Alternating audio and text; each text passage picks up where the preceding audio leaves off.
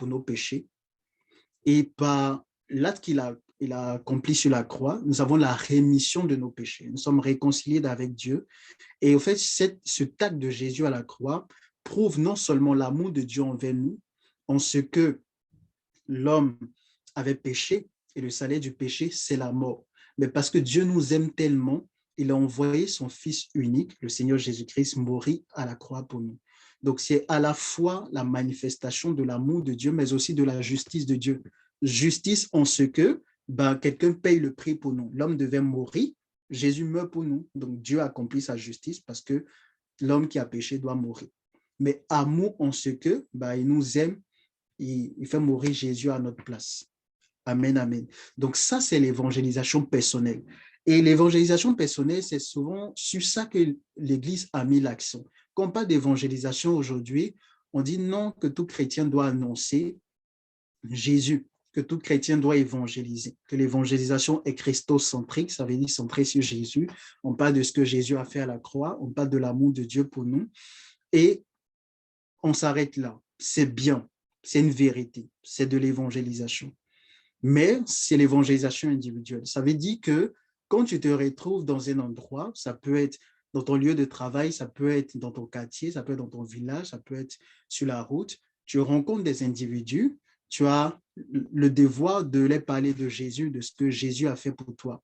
C'est en cela qu'on parle d'évangélisation individuelle ou d'évangélisation personnelle, que parce que tu es chrétien, tu dois annoncer cette bonne nouvelle à tous les hommes que tu rencontres.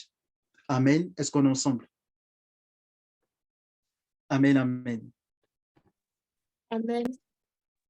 Amen.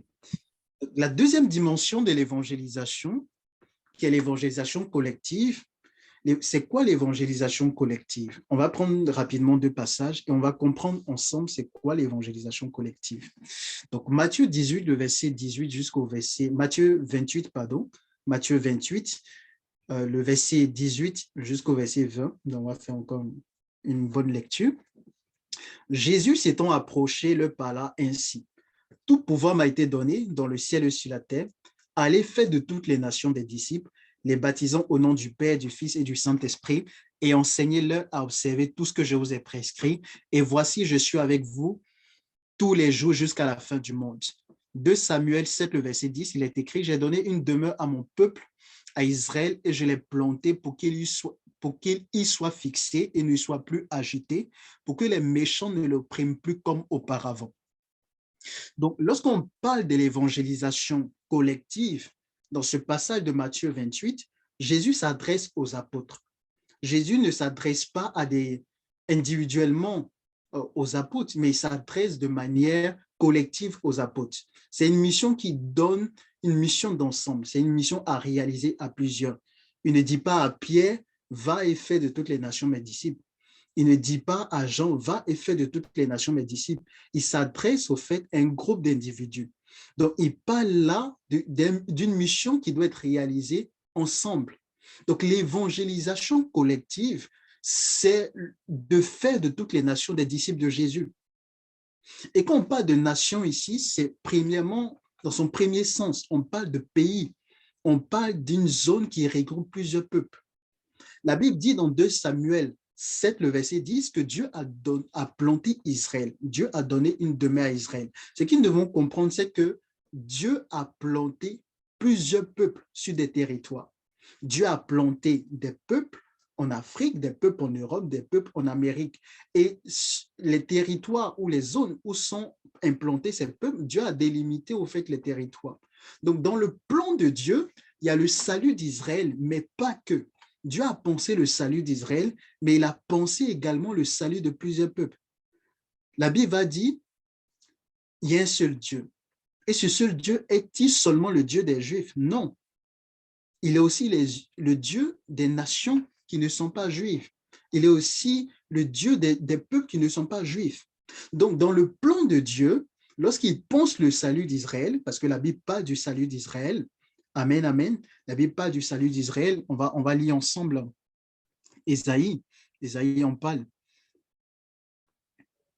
Ésaïe 62, le verset 1 jusqu'au verset 3, la Bible dit, Pour l'amour de Sion, je ne me tairai point. Pour l'amour de Jérusalem, je ne prendrai point de repos jusqu'à ce que son salut paraisse comme l'aurore et sa délivrance comme un flambeau qui s'allume. Alors les nations verront ton salut et tous les rois ta gloire, et l'on t'appellera d'un nom nouveau que la bouche de l'Éternel déterminera. Tu seras une couronne d'éclat dans la main de l'Éternel, un turban royal dans la main de ton Dieu. Amen. Romains 3, le verset 29 jusqu'au verset 30, il est écrit: ou bien Dieu est-il seulement le Dieu des Juifs? Ne l'est-il pas aussi des païens? Oui, il l'est aussi des païens, puisqu'il y a un seul Dieu qui justifiera par la foi les circoncis, c'est-à-dire les Juifs, et par la foi les incirconcis. Donc, on comprend par là que Dieu a pensé le salut d'Israël, mais Dieu a pensé également le salut des peuples. Donc, quand Jésus dit « Allez, faites de toutes les nations mes disciples », Jésus est en train de parler, au fait, de l'évangélisation collective. Il est en train de dire « Évangéliser, c'est aller faire de toutes les nations mes disciples ». Est-ce qu'on est ensemble? Amen, amen. Quand on parle d'évangélisation collective aussi, il faut comprendre que c'est conquérir les territoires sous la domination des autorités sataniques, des puissances sataniques et des dominations sataniques. Et c'est sur ça que je vais insister parce que c'est la dimension de l'évangélisation que l'Église, en tout cas dans son entièreté, ou plusieurs églises n'ont pas, plusieurs familles spirituelles n'ont pas compris.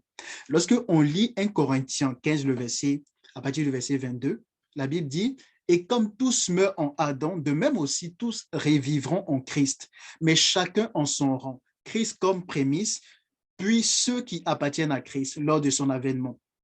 Au verset 24, il est écrit: ensuite viendra la fin, quand il remettra le royaume à celui qui est Dieu et Père.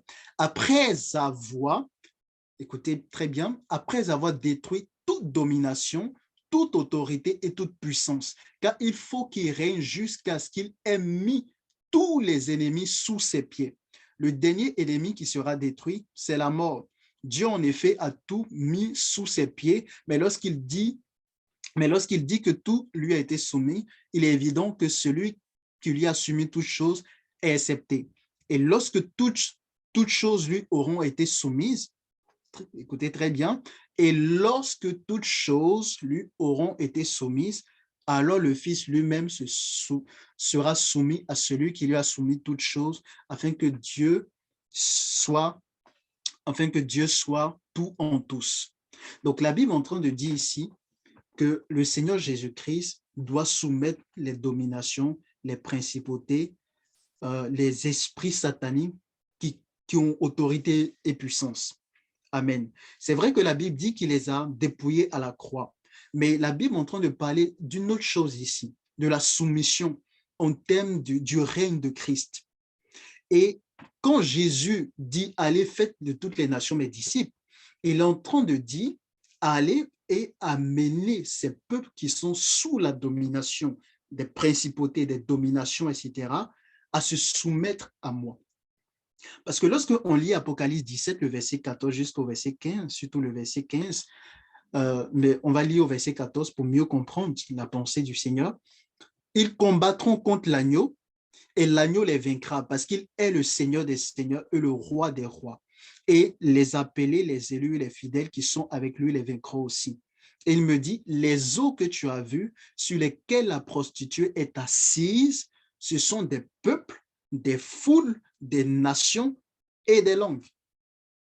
Donc, le Seigneur révèle ici, au travers de l'ange à l'apôtre Jean, que au fait, les eaux que tu as vues, ce ne sont pas des eaux. L'interprétation, c'est que ce sont des peuples, ce sont des nations sur lesquelles il y a un esprit, un système qui est appelé la prostituée, parce que la prostituée peut être interprétée comme étant un esprit, mais aussi comme étant un système, sur lesquels, au fait, la grande prostituée est assise. La prostituée, c'est l'image d'une domination satanique. La prostituée, c'est l'image d'une autorité du royaume des ténèbres qui est assise, au fait, sur des nations, sur des peuples.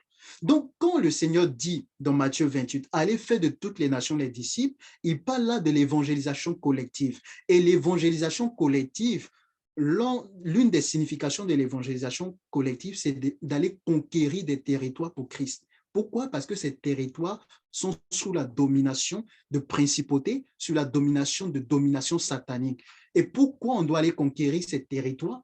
Parce que Christ doit soumettre ces dominations jusqu'à remettre le royaume au Père. Amen, amen. Est-ce qu'on est ensemble? Amen. Amen.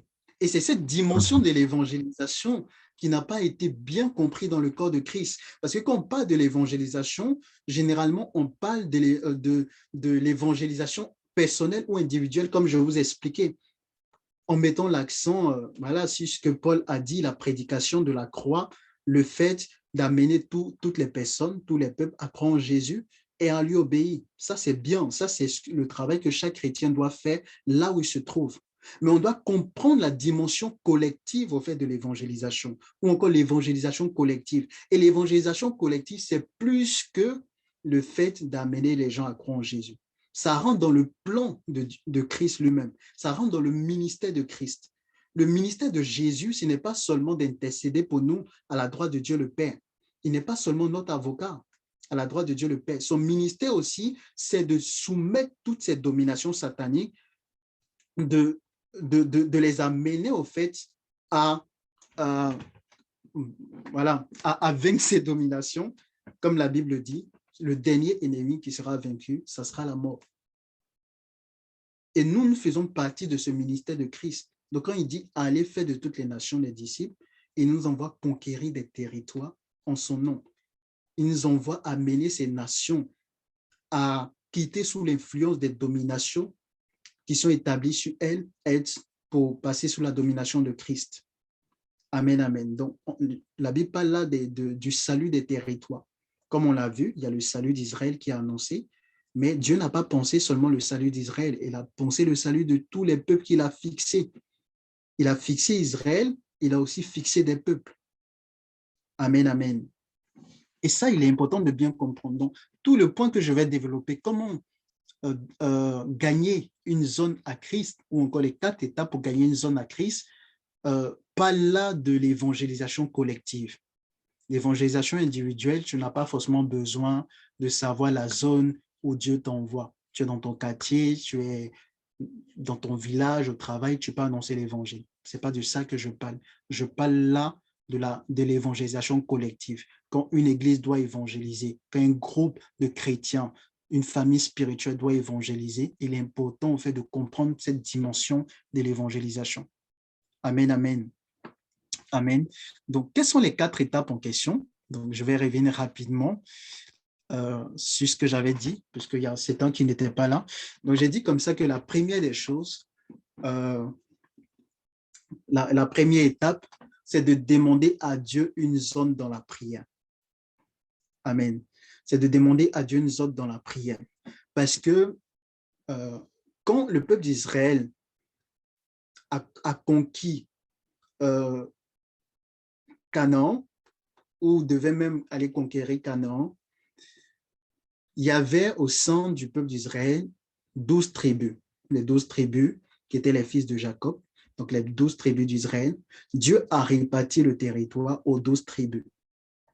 Donc chaque tribu en Israël avait son territoire à Canaan. Ce que nous devons comprendre, c'est que lorsqu'on parle d'Israël, c'est l'image de l'Église. C'est une image de l'Église. Et les peuples que Dieu a fixés dans des territoires, souvent Dieu nous donne des territoires à évangéliser. Les territoires que Dieu nous donne, parce que souvent on pense seulement en termes de salut des peuples, mais Dieu ne pense pas seulement en termes de salut. Dieu pense aussi en termes de gloire. Dieu pense aussi en termes de demeure. Donc Dieu peut te donner un territoire où tu dois annoncer l'évangile.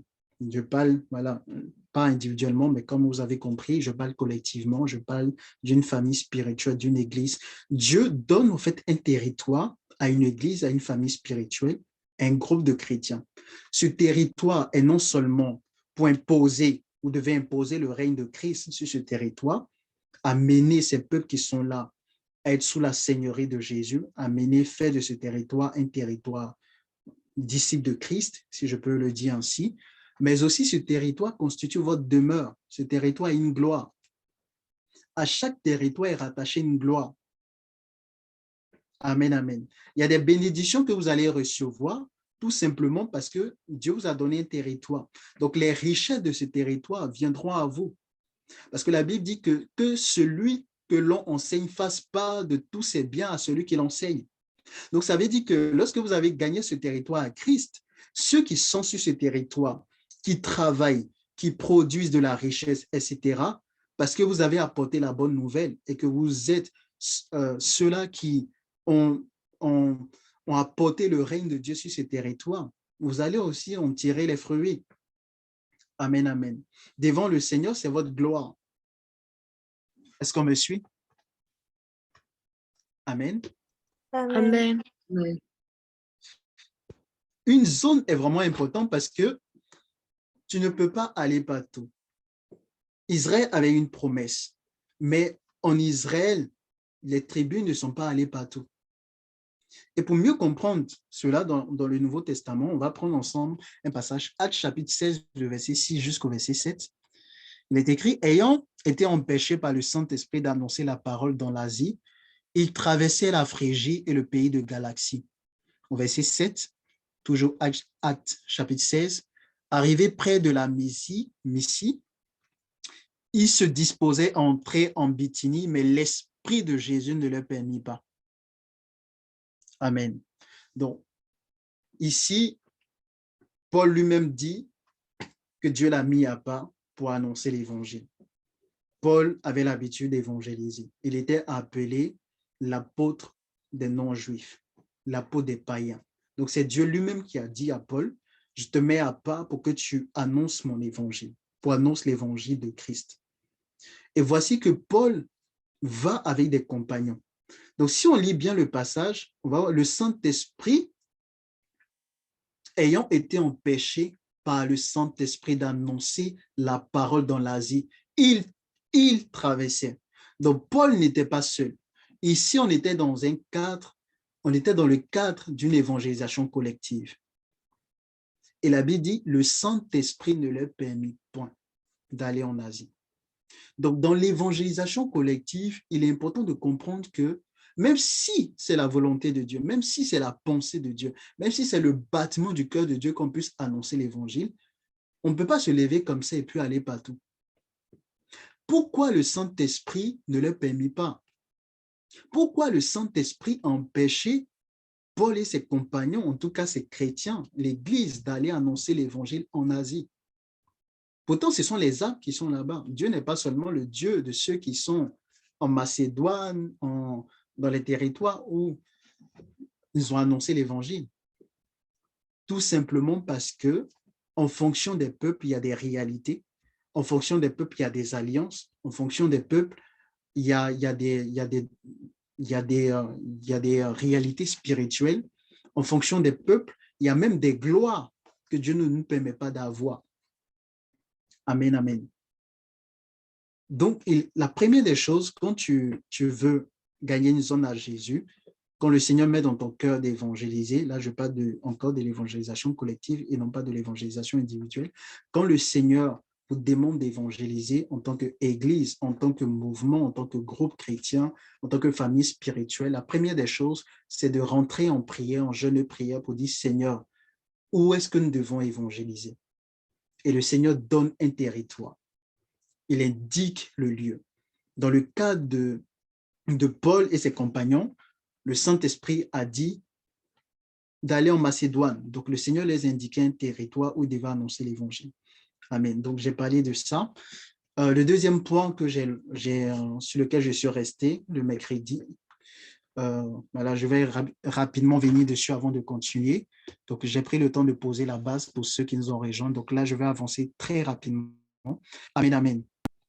Donc, le deuxième point, une fois on connaît le territoire, une fois on prie et que Dieu nous révèle le territoire, la deuxième étape, c'est d'explorer la zone que nous avons reçue du Seigneur.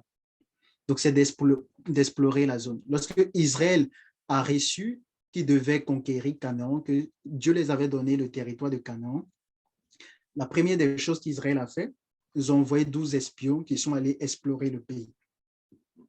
Donc, l'exploration de la zone, si c'est un village que Dieu vous demande d'évangéliser, si c'est une ville que Dieu vous demande d'évangéliser, ou si c'est tout un pays, il faut prendre le temps d'explorer d'abord le village, la ville, le pays, avant de commencer l'évangélisation. Il ne suffit pas juste de se lever et d'aller évangéliser.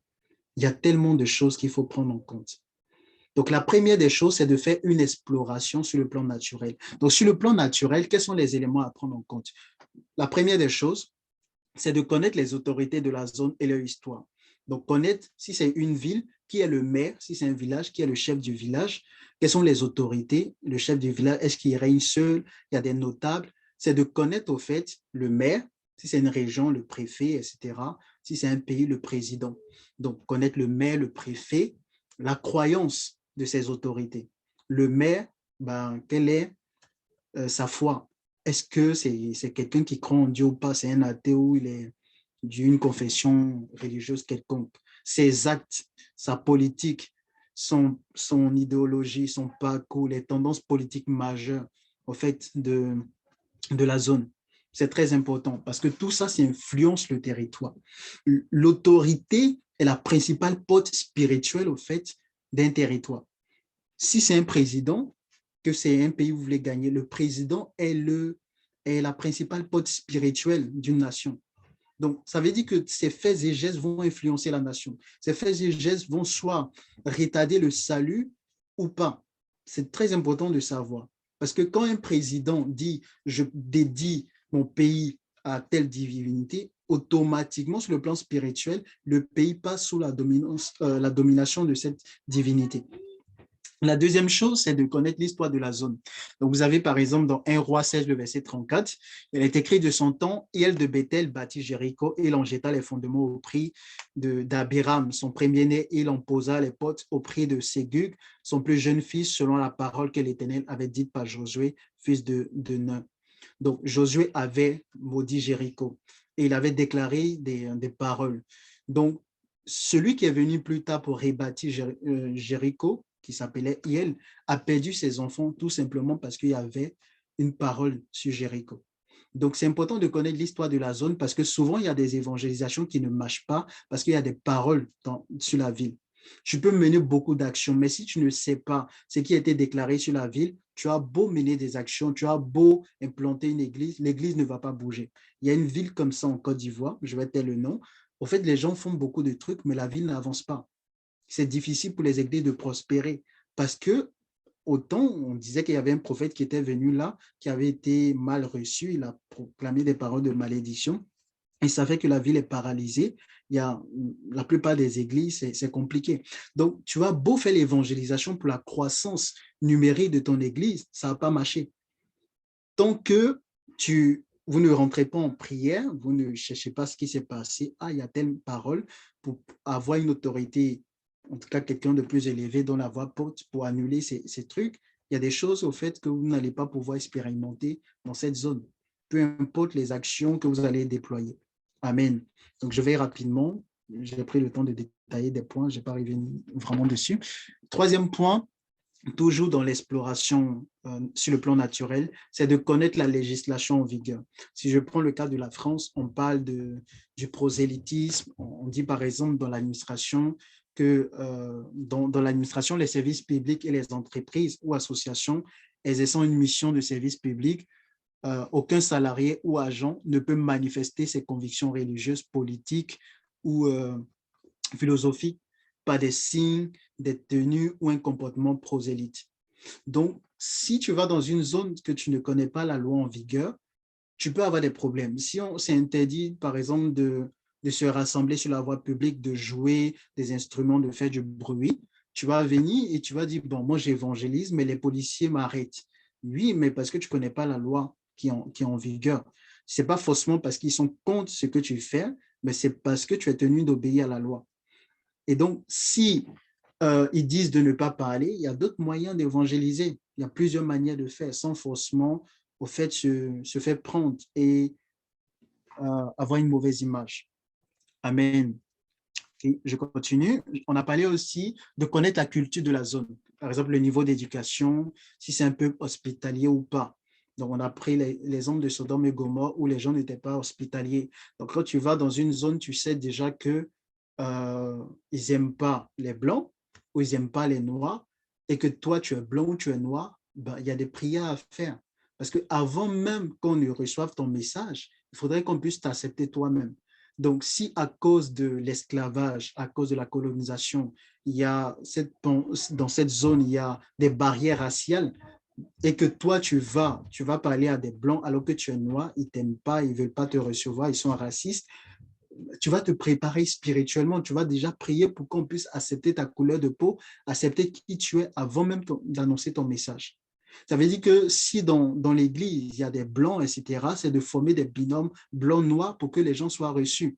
Si dans une zone où on sait que, par exemple, on n'aime pas les noirs, on ne va pas seulement constituer un groupe de noirs pour aller parler à des gens qui déjà ne veulent pas vous recevoir. Amen. Est-ce qu'on me suit? Si c'est une zone où on n'aime pas les blancs, il ne va pas avoir que des blancs, alors qu'il y a des noirs qui peuvent se joindre à ces blancs pour qu'on puisse les accepter facilement.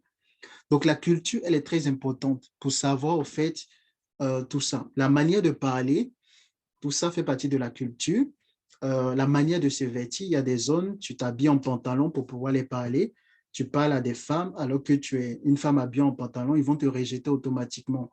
Parce que pour eux, la femme ne doit pas porter des pantalons. Ils ont l'impression que toi, tu es en train de te travestir. Donc, tu vas dans ces zones, tu ne peux pas, au fait, t'habiller comme toi, tu veux. Mais ça demande de savoir, d'avoir ces informations. Il y a des zones, tu vas le parler, tu as bien en jogging, ça ne passe pas parce qu'automatiquement, on te place. En fait, c'est un peu comme quelqu'un de. Voilà, j'ai envie de dire des thèmes, mais les jogging, ça passe pas. En basket, ça passe pas. Automatiquement, tu es mis de côté. Avant même d'approcher quelqu'un, on dit non, c'est un voyou. Ça passe pas. Vous voyez, donc c'est important de savoir tout ça. Ce sont des éléments factuels qu'on prend sur le terrain. On se renseigne, ça fait partie de connaître la culture d'une zone. Connaître par exemple les plats locaux, parce que si on va donner, on procède par une évangélisation en donnant de la nourriture aux personnes et qu'on prépare par exemple des plats que les gens n'aiment pas, du porc ou etc., euh, la nourriture va rester. Ça demande de savoir, est-ce que dans cette zone, les gens consomment le porc? Est-ce que dans cette zone, les gens mangent du poulet? Est-ce que dans cette zone, est-ce qu'ils consomment des plats qu'on leur propose? Si tu vas préparer, par exemple, de la tiéké, pour ceux qui sont ivoiriens, dans une zone où les gens n'aiment pas la tiéké, ils mangent des pâtes, des trucs comme ça, que toi, tu envoies de la tiéké parce que tu aimes bien la tiéké, bah, ils ne vont pas consommer ton plat.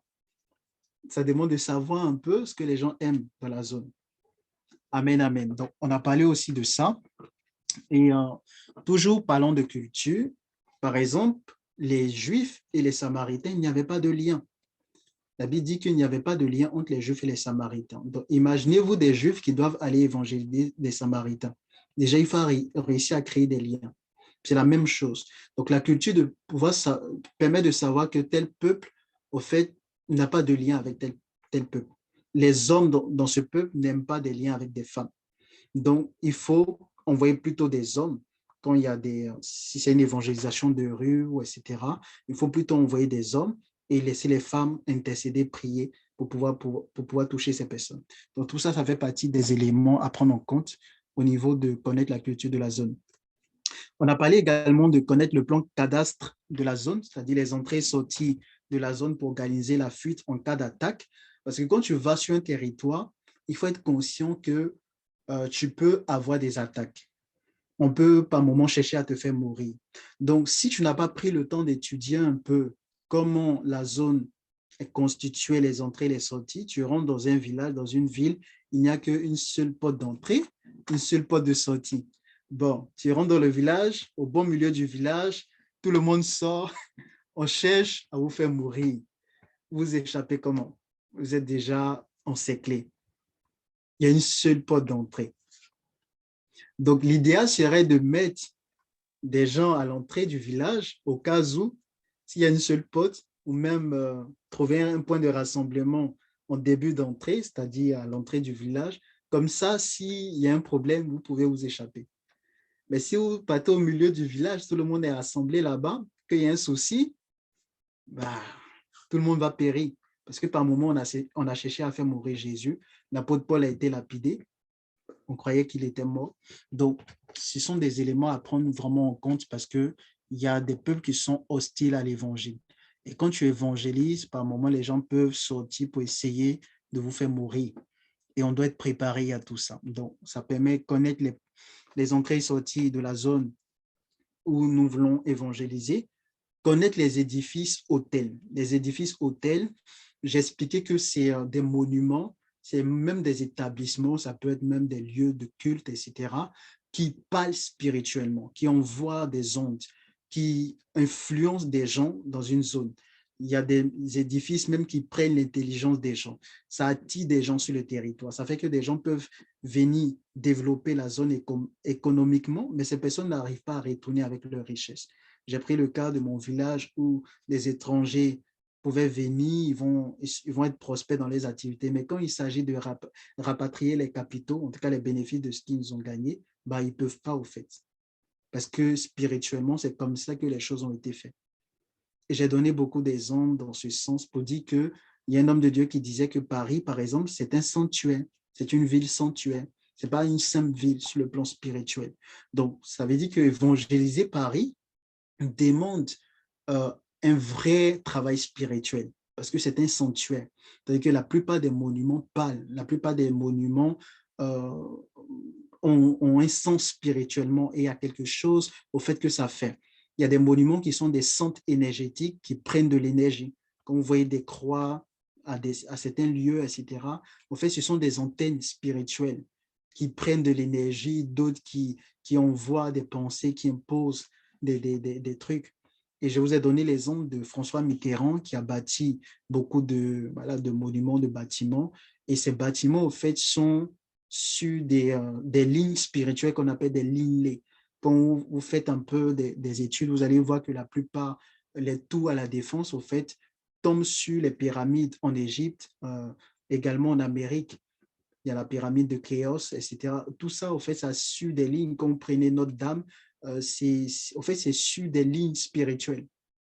Vous prenez l'Arc de Triomphe, vous prenez la Tour Eiffel, etc.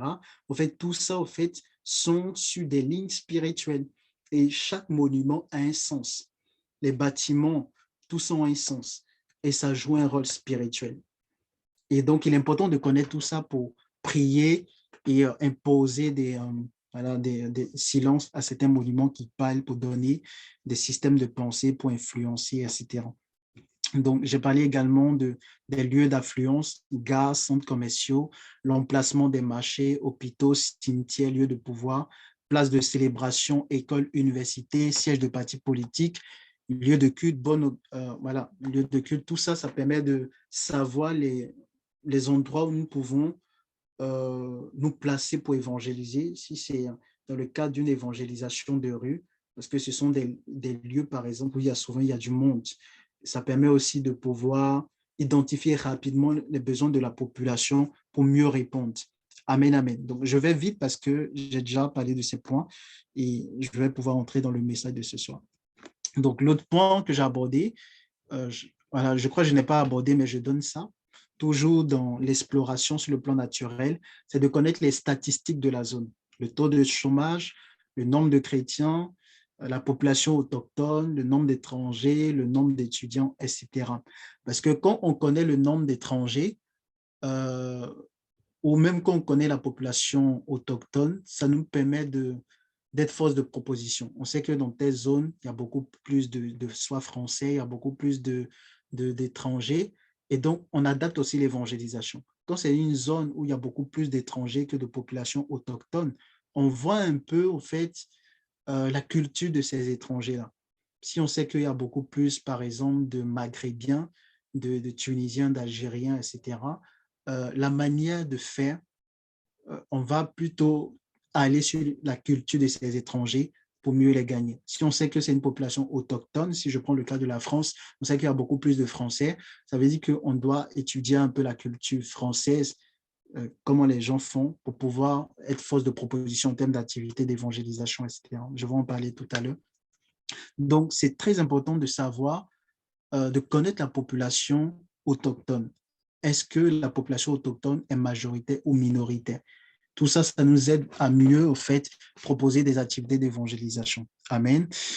Un autre point très important, toujours dans l'exploration sur le plan naturel, c'est de connaître les principaux courants religieux et philosophiques.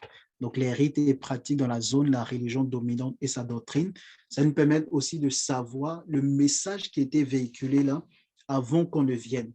Parce que si tu vas dans une zone où les gens ont l'habitude d'évangéliser, ils ont rencontré les témoins de Jéhovah, ils ont rencontré des gens qui annoncent un Jésus noir où ils disent qu'il faut revenir, c'est seulement les noirs qui seront sauvés, il faut revenir à la loi, à Moïse, avec un autre message, etc.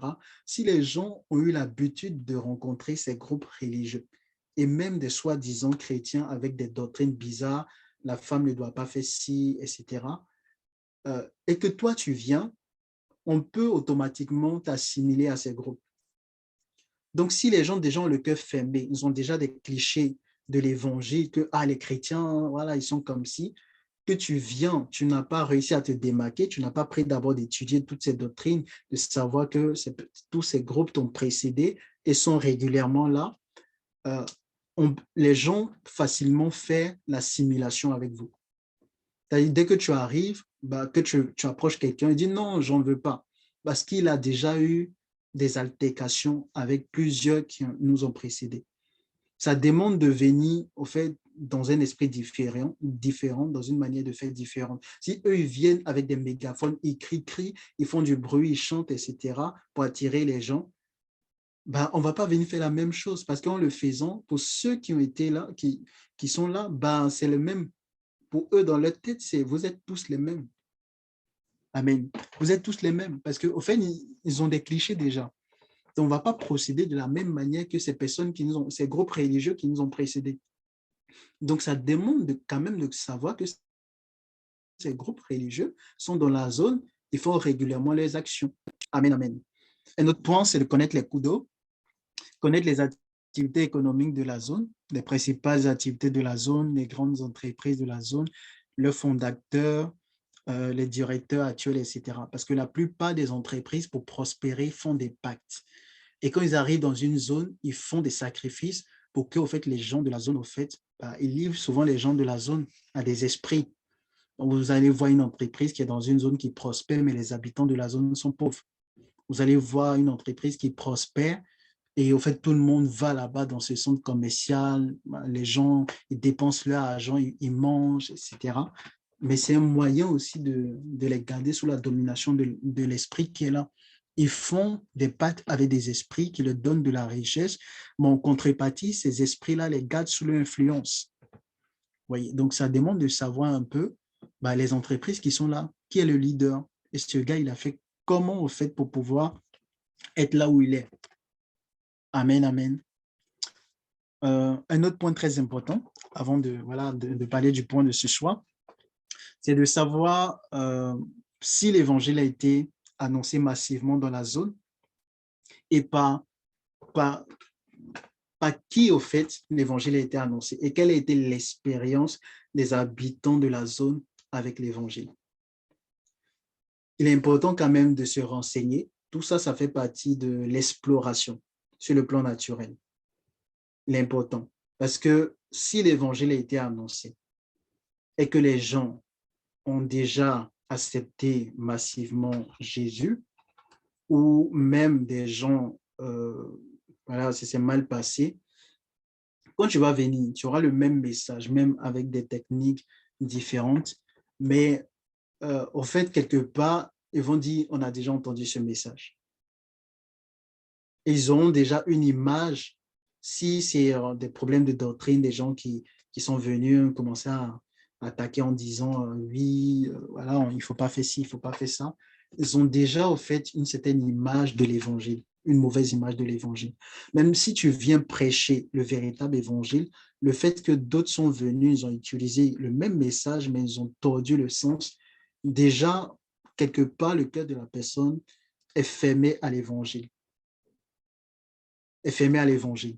Et donc, faire ce travail va nous permettre de prier pour que les cœurs, en fait, s'ouvrent à nouveau à l'évangile. Donc, tout ça, ces éléments que nous allons recueillir sur le terrain par cette exploration va nous aider dans la prière. Donc, j'en parlerai dans la préparation de, de la conquête. Amen, amen. Est-ce qu'on est ensemble là? Amen. Amen. Alléluia. Amen. Donc, je commence maintenant le message de ce soir en continuant avec toujours l'exploration sur le plan naturel. Je vais parler d'un dernier point de l'exploration sur le plan naturel qui est très important, qui va même constituer la base du message de ce soir, c'est de connaître les besoins de la zone. Connaître les besoins de la zone. D'abord, quand tu arrives dans une zone, que tu veux explorer la zone, en plus de tout ce que j'ai énuméré, c'est de te focaliser sur les besoins de la zone. Et connaître les besoins de la zone revient à connaître, premièrement, les besoins des autorités de la zone, parce que ce sont les autorités qui dictent un peu la cadence, la vie de la zone. Généralement, c'est voilà, les collectivités, les mairies, tout ça qui anime un peu la vie de la zone. Donc, ce qu'il est important de noter, c'est que tout maire, toute personne qui vient, qui administre une zone a un agenda, que ce soit politique ou voilà, peu importe, mais chacun a un agenda. Et donc, en fonction de son agenda, il y a des choses que la personne va implémenter dans sa zone.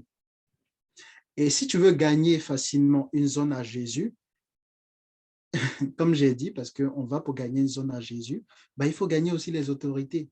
Si tu as réussi à gagner les autorités, tu vas forcément influencer la zone. Parce qu'au travers des autorités, il y a beaucoup d'actions que tu peux faire. Si les autorités sont hostiles, il y a des choses que tu auras du mal à faire. Parce que si, par exemple, il faut faire de grands rassemblements que les autorités ne donnent pas leur accord, tu ne pourras pas. Si tu veux louer une salle que la mairie passe par ses réseaux pour pouvoir te refuser les salles, tu auras du mal. Si tu veux même bâtir une église, tu veux t'implanter, que la mairie ne veut pas, tu auras du mal. Donc, si tu réussis à gagner les autorités, ça sera beaucoup plus facile de pouvoir gagner la population parce qu'avec l'aide des autorités, il y a beaucoup d'actions que tu pourras mener. Tu ne peux pas, par exemple, intervenir dans des hôpitaux, dans certaines zones, tant que tu n'as pas l'aval au fait des autorités. Tu ne peux pas faire de grands rassemblements si la police ne vient pas pour encadrer ça. Et ça demande que les autorités, au fait, envoient la police municipale pour encadrer la chose. Donc, gagner une zone à Jésus passe premièrement par les autorités. Il faut mettre le focus. Pas que les autres ne sont pas importants, mais comme j'ai dit, comme je vous ai expliqué, l'évangélisation collective, c'est gagner tout un territoire à Jésus. Ce n'est pas juste gagner quelques individus. Donc, on vient pour gagner la zone à Jésus. Et ça demande de gagner les autorités. Amen. Donc, comment gagner les autorités? La Bible dit dans Proverbe 18, le verset 16, « Les présents d'un homme lui élargissent la voie et lui donnent accès auprès des grands. » Donc, les présents et les actions d'une église dans une ville lui élargissent la voie et lui donnent accès auprès des grands de cette ville, auprès des autorités de cette ville. Mais pas n'importe quel présent, pas n'importe quelle action. Donc, ça demande d'abord d'étudier les programmes et la politique, au fait, des élus de la ville. La politique de la mairie, si c'est une ville, la politique du président, si c'est un pays, la politique voilà, des préfets, tout et tout, qu'est-ce qu'ils veulent faire dans la ville. Donc, quand on étudie ça, ça va nous permettre derrière de mettre en place un certain nombre d'activités en fonction de ce que nous avons vu comme point. Amen. Est-ce qu'on est ensemble? En fonction de ce que nous avons vu. Donc, si par exemple, la mairie veut refaire des routes parce que dans la commune, si je prends plusieurs pays africains, les routes, ce n'est pas tellement ça. Ils se disent, OK, nous sommes venus, on veut vraiment refaire les routes pour permettre aux gens de pouvoir circuler facilement et puis optimiser le trafic, permettre aux gens de pouvoir arriver plus vite, etc. Tout et tout. OK, nous, on regarde dans nos besoins, dans nos ressources que nous avons en tant que groupe chrétien, en tant qu'église, en tant que famille spirituelle, comment on peut répondre à ce besoin? Est-ce qu'on a suffisamment les moyens pour pouvoir en fait, répondre à ce besoin? Donc, on va voir nos ressources en interne. Si on a la capacité de pouvoir aider la mairie à faire ça, ben, on part dessus. C'est-à-dire que quand on va venir les voir, c'est en disant, OK, on a vu votre programme, on a vu qu'en ce moment, vous voulez refaire les routes, ben, voici, nous, on peut, vous avez besoin peut-être de jeunes, je prends le cas des pays africains, de jeunes pour nettoyer la voie, le long de la voie, on fait que les machines passent, tout et tout. Au lieu de louer, je ne sais pas, une société de nettoyage, ben, nous, on fait ça en tant qu'église. On prend une journée ou 2 journées, on se mobilise, on nettoie le long des voies, vous envoyez les machines, vous avez besoin soit de telle machine, de telle machine, ben nous, on peut voilà, prendre ce budget-là. Si c'est 1 million, je ne sais pas, 35 millions de francs CFA, etc., ben, on va voir une société, on envoie les machines pour venir pour les travaux. Et derrière, eux, ils font le reste. Si on a même les moyens pour pouvoir financer tout, on le fait. Si on voit par exemple que c'est un village, les gens ont besoin d'eau potable, le chef dit, ah, il nous faut de l'électricité ou on veut mettre, je ne sais pas, des fontaines, etc. Ben, on dit, OK, combien ça vous coûte? Ils nous font un devis, en tout cas, combien ça coûte? On voit si on a les moyens, bon, on finance. Demain, ils vont dire, ah, c'est telle église ou tel groupe chrétien, c'est telle famille spirituelle qui nous a donné ça. Et derrière, si demain on vient leur parler d'un programme d'évangélisation, bah, ils seront contents parce qu'ils vont dire, vous nous avez aidé à faire ça. Bah, pourquoi pas votre programme? Ça nous coûte quoi de dire aux gens que vous avez un programme si vous répondez à notre besoin à cause de vous? On a de l'eau potable, on a de l'électricité. Amen, amen. Je ne sais pas si on me suit. Amen. Amen. Donc, ce sont des actions que nous pouvons mener, mais ça demande au fait d'identifier le besoin. C'est-à-dire, ce n'est pas juste proposer des actions dans la ville, ce n'est pas juste mener des activités. Parce que si tu vas quelque part, qu'il y a des actions qui sont déjà menées, tu fais les mêmes choses, au fait, tu ne fais rien et ça ne va pas toucher des gens. Généralement, quand on dit évangélisation, on copie le modèle qu'on a vu. On voit des gens qui font des actes de compassion avec des foi médicales. On voit des gens qui font de l'évangélisation, des croisades où ils envoient de la nourriture, ils distribuent. Bon, OK, on imite. Mais est-ce que les gens ne font pas ça là, déjà? Parce que si tu viens dans une zone, tu viens proposer à manger alors que les gens ont déjà mangé, au fait, tu ne fais rien. Tu n'as pas d'influence. Même si les gens prennent ta nourriture, derrière, au fait, ça ne marque pas, ça ne reste pas dans le cœur. Parce que tu ne réponds pas à un besoin. Il y a quelqu'un qui fait ça déjà, au fait. Donc, c'est juste que bah, tu fais la même chose que la personne. Ils vont te dire merci, mais derrière, ça ne les a pas marqués. Si tu n'as pas faim que quelqu'un vient te donner de la nourriture, tu vas lui dire merci, mais son présent ne t'a pas vraiment touché. Si tu as déjà plusieurs parfums et que quelqu'un pour ton anniversaire vient te donner un parfum, tu vas lui dire merci pour le geste, mais derrière, ça ne répond pas à un besoin. Tu vas prendre le parfum, mais ça ne va pas tellement te toucher que si tu as besoin de parfum, que tu n'as pas de parfum, et à cette occasion, la personne vient te donner un parfum. Tu vas vraiment lui dire merci. Tu vas dire, ah Seigneur, vraiment merci. Je n'avais pas de parfum, je cherchais parfum. Voici que quelqu'un vient me donner parfum. Amen, amen. C'est la même chose. Donc, ça demande de connaître les besoins déjà là. Pas déjà ce que les gens ont, ce que les gens font. S'il y a plusieurs groupes chrétiens qui interviennent là, c'est de voir qu'est-ce que ces groupes chrétiens font par rapport aux besoins qu'ils ont identifiés. S'il y a déjà des gens qui font foi médicale, tu ne vas pas aller t'ajouter à ce nombre pour faire foi médicale. Tu vois un autre besoin qui n'est pas pourvu, tu utilises ce besoin au fait pour ton évangélisation. Amen. Et le fait de répondre aux besoins des autorités, ça donne accès, ça ouvre des voies. Et on peut se servir de ça pour pouvoir, au fait, annoncer l'évangile. Amen.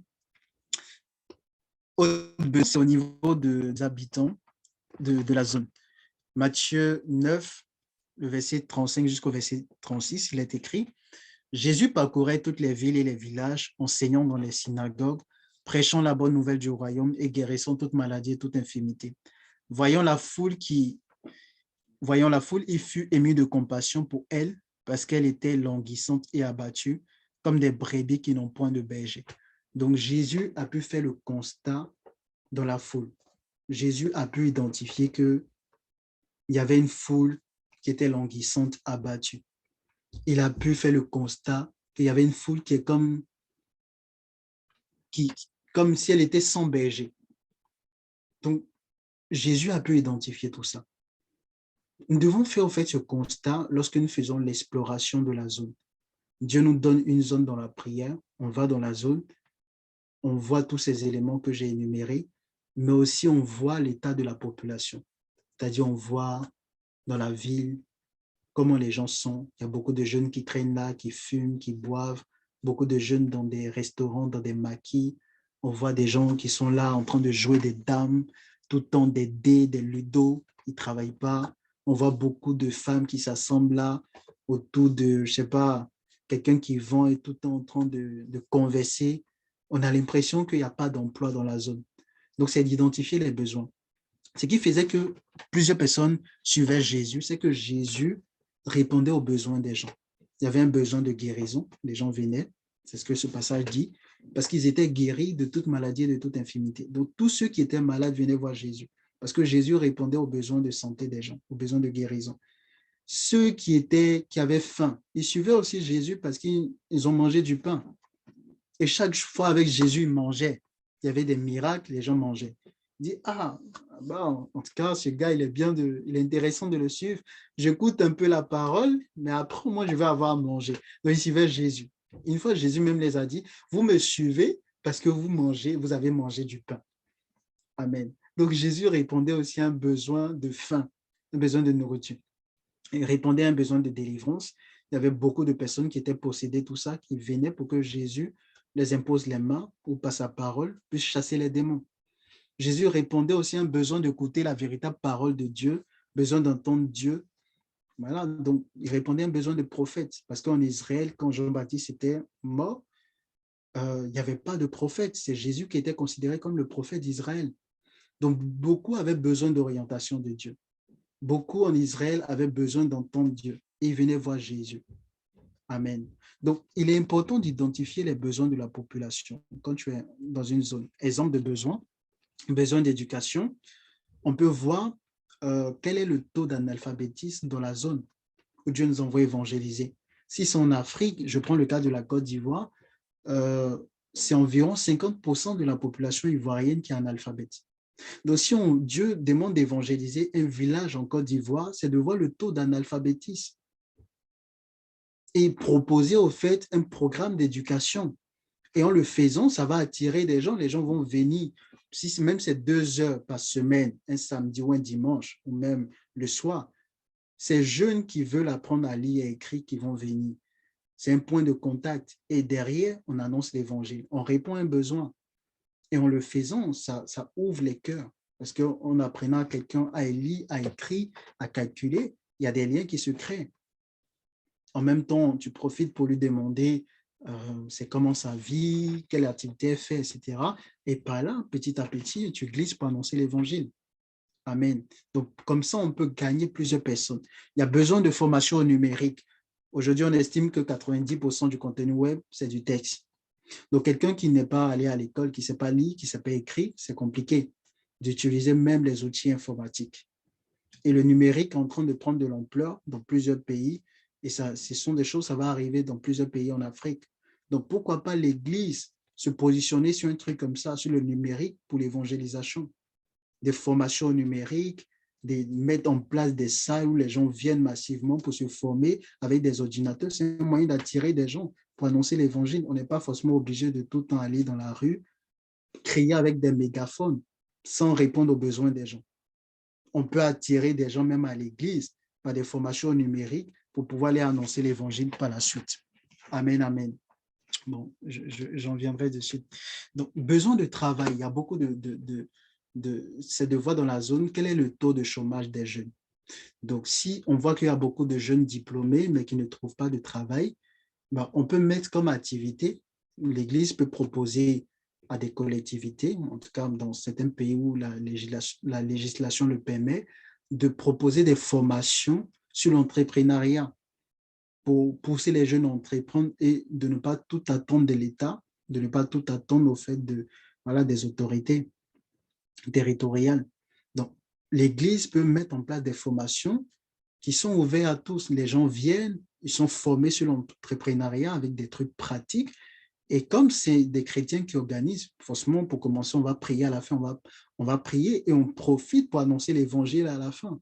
Le gars, non seulement il est formé, il a des outils pratiques, etc., pour entreprendre, on l'aide à faire son business plan, business model, etc. Bref, et derrière, bah, il entend la bonne nouvelle de l'évangile. Ça lui permet non seulement d'aller entreprendre, mais aussi de partir avec Jésus. Amen, amen. Est-ce qu'on est ensemble là? Alléluia. Je n'ai pas entendu ton amen. Gloire à Jésus. Amen. OK. Autre besoin qu'on peut identifier dans une zone. Je ne dis pas que c'est tous ces besoins qu'on va identifier, mais voilà, je vous donne des exemples avec des activités que nous pouvons mener en fonction des besoins. Besoin d'accès aux soins. En France, par exemple, on parle des déserts médicaux, mais ce n'est pas seulement en France, dans beaucoup de pays. Donc, c'est de mettre en place, au fait, des frais médecins pour pouvoir faire des permanences, au fait. C'est-à-dire que dans la semaine, on peut proposer 2 heures de consultation gratuite. Hein. On peut se relayer, les médecins chrétiens se relayent. Derrière, avec un programme d'évangélisation, pensez, en fait, c'est bien coordonné avec l'évangélisation de l'Église, l'évangélisation en tout cas, de sorte à ce que quand les gens viennent, il y a un groupe de prière déjà sur place, un groupe de délivrance, un groupe de prière. Le médecin, il consulte normalement. Quand les gens viennent, ils savent que ce sont des chrétiens qui font ça. Ce sont des médecins chrétiens. Donc déjà, il n'y a pas de... Ils ne vont pas dire c'est du prosélytisme, c'est quoi que ce soit. Il est conscient qu'il vient voir des médecins chrétiens qui consultent gratuitement. Donc, il vient, on le consulte, etc. Et pour certains, quand on dit, bon, ça, il te faut la prière. Est-ce que tu acceptes qu'on prie pour toi? Il va dire, oui, c'est vrai, on prie pour toi. Mais dans ton cas, là, tu as besoin d'accepter Jésus parce que c'est un cas de délivrance. Est-ce que tu vas accepter Jésus? Donc là, on utilise les médecins, mais pour pouvoir amener la personne à accepter Jésus.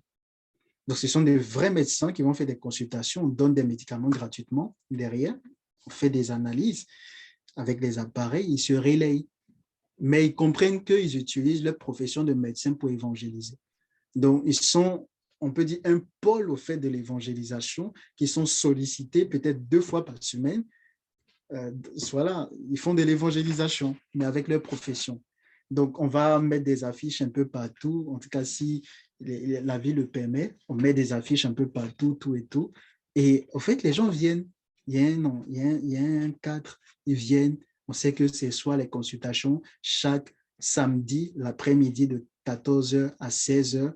Il y a des médecins bénévoles qui sont là avec des appareils, ils consultent gratuitement, ils donnent des médicaments gratuitement. Donc, derrière, toute l'Église se mobilise ou les chrétiens se mobilisent pour acheter des médicaments gratuitement pour accompagner ces médecins. On donne à ces médecins ce dont ils ont besoin. Et il y a un groupe qui est en prière, on met à côté une salle un peu spéciale, des tentes, où ce sont des gens qui sont dans la délivrance, qui sont là. Donc, quand quelqu'un est consulté, on discerne que ça, c'est un problème spirituel. On dit, c'est vrai, on va te soigner, mais dans ta situation, c'est un problème spirituel. On te recommande la prière. Donc, nous, on a fini notre part physiquement. Va dans la salle de côté. Il y a des personnes qui sont là, ils vont prier pour toi. Eux, ils prient. Il y a des manifestations, on chasse les démons. On fait accepter Jésus à la personne. Amen. C'est aussi l'évangélisation. Mais on répond à un besoin de soins, d'accès aux soins. Amen. Besoin d'électricité et d'eau potable. Comme j'ai dit, là aussi, on peut le faire. On peut faire ça. Besoin de nourriture, parce qu'il y a l'inflation, les denrées alimentaires sont coûteux, etc. C'est de faire des distributions. C'est-à-dire que si on voit dans une zone, il y a des cités universitaires, si je prends le cas de la Côte d'Ivoire ou dans plusieurs pays en Afrique, souvent les étudiants, c'est compliqué financièrement. Il y a beaucoup qui n'ont pas les moyens, etc. C'est de voir, cibler des résidences universitaires qui abritent beaucoup d'étudiants en disant, OK, on va organiser peut-être par mois, sur au moins 3 mois comme ça, chaque fin du mois, on vient distribuer de la nourriture gratuitement aux étudiants. ben, nous sommes un groupe chrétien, nous sommes une église, etc. On le fait pour venir en aide aux étudiants. Donc, on fait des kits et on va dans ces résidences universitaires. On fait pote par pote, c'est-à-dire on essaie de voir il y a combien déjà de potes, etc. On voit avec les responsables du campus, de ce campus, pour dire on vient faire de la distribution alimentaire, nous sommes une église. Si on a une association via l'église, ben on met l'association en avant, que c'est pour faire du bien, parce que voilà, on voit que nous sommes dans un contexte d'inflation, c'est compliqué actuellement avec les denrées alimentaires, et nous, on veut faire un geste pour soutenir les étudiants, tout et tout. Donc, voici pourquoi on fait cette distribution. On fera 3 distributions, donc sur 3 mois ou sur 6 mois, on viendra peut-être chaque dernier samedi du mois, etc. Donc, on veut que derrière, vous mobilisez les étudiants, mais pour éviter tout ce qui est voilà, foule, etc., on va procéder au fait par du pot à pot, c'est-à-dire qu'on tape à chaque pot et on donne un kit à chaque étudiant. Donc, il nous faut le plan du campus, le nombre de logements, etc. Et derrière, l'Église, au fait, se mobilise ou les groupes chrétiens se préparent par rapport à ça. Donc, s'il y a 300 résidences, bon, ça fait 300 kits alimentaires, 300 produits bien préparés, sachant que quand on l'évangélisation qui est derrière, porte à porte, on donne de la nourriture, on te parle de Jésus. Amen, amen. Donc, tu vas prendre la nourriture, mais on va sympathiser.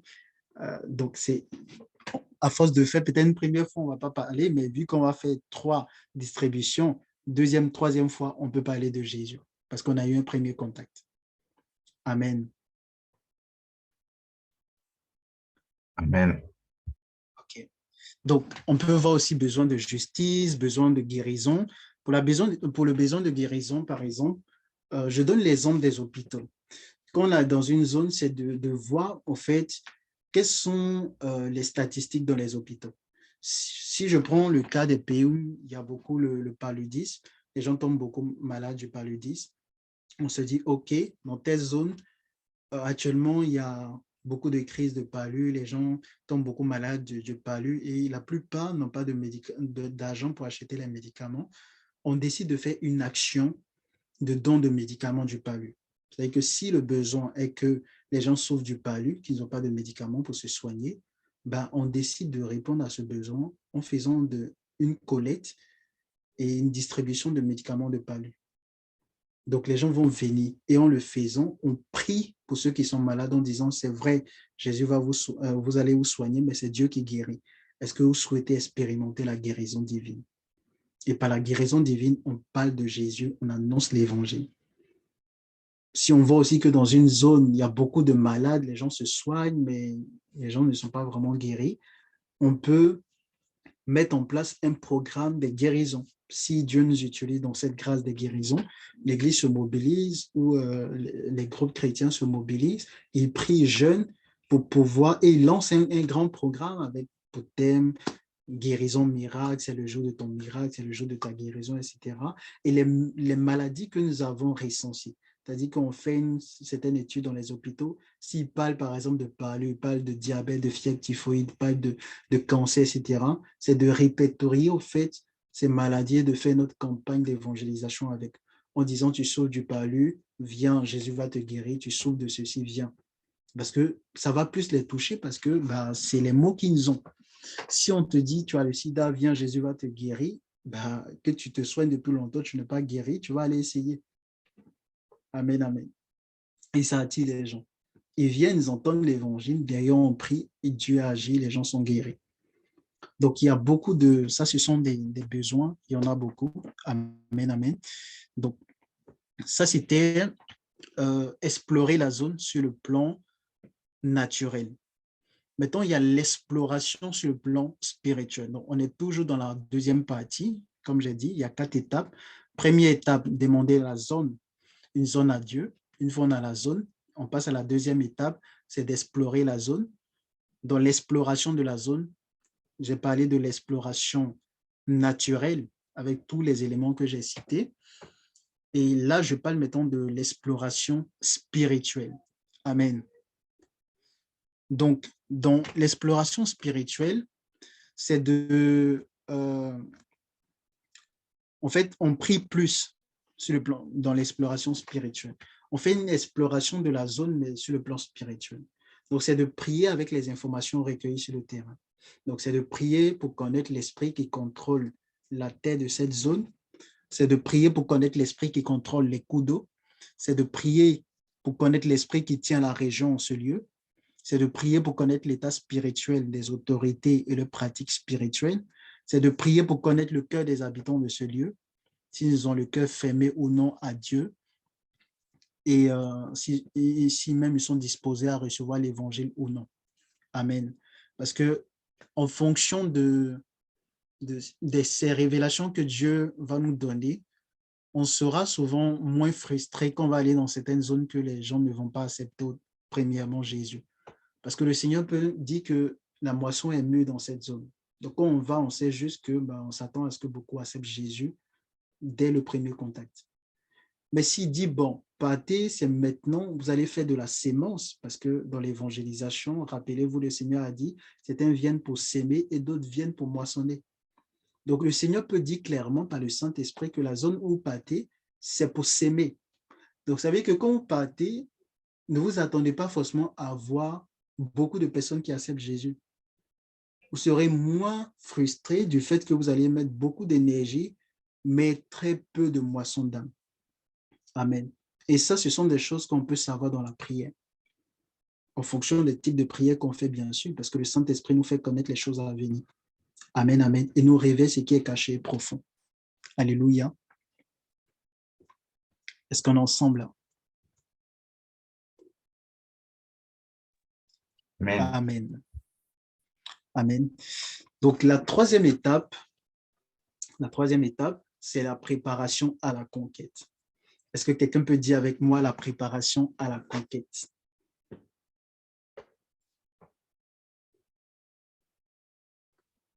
Préparation à la conquête. Préparation à la conquête. Donc, lorsque tu as pris le temps de demander à Dieu la zone, tu as connaissance de la zone, tu explores la zone sur le plan naturel et sur le plan spirituel. Quand tu as fini ton exploration, tu passes maintenant, tu prépares maintenant la conquête.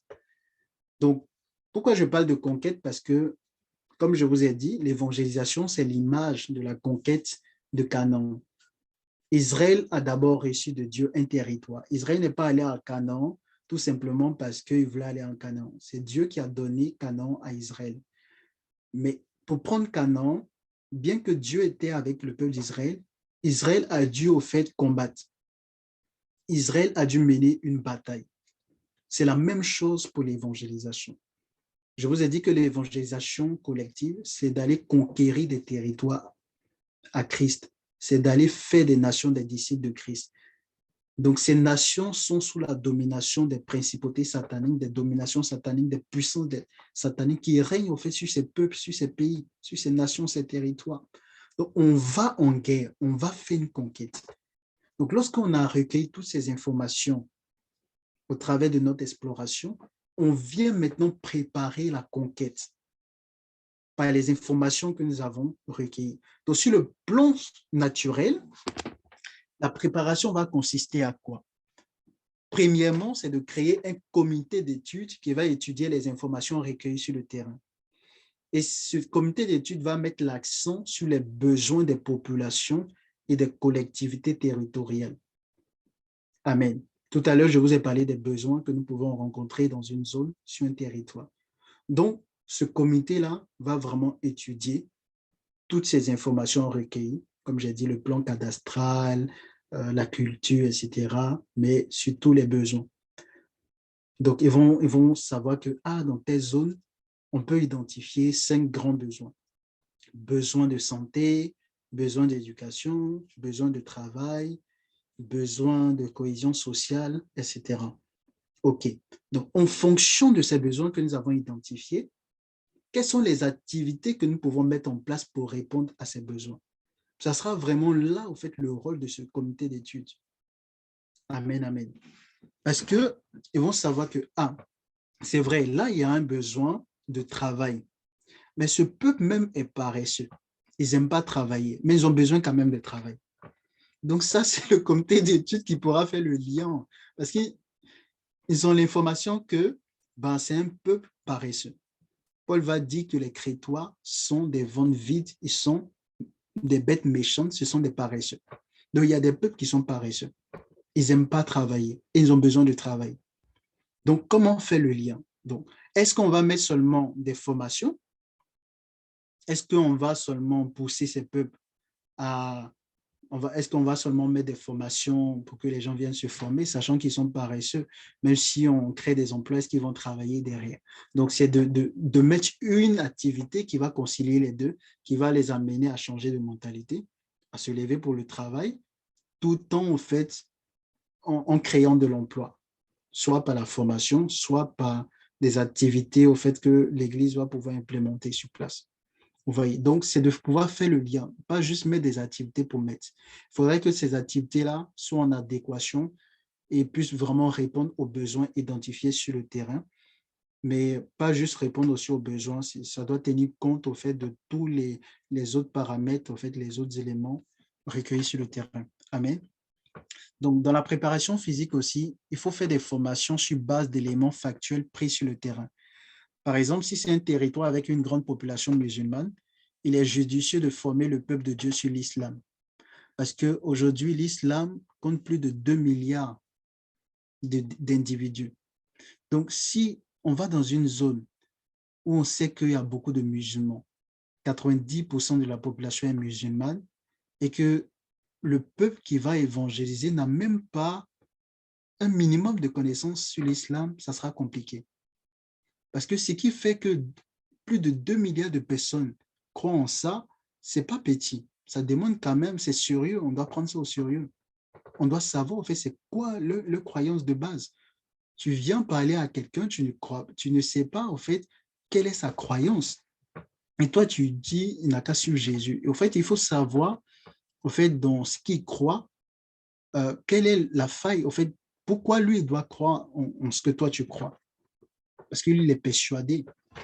Pourquoi il doit croire en Jésus?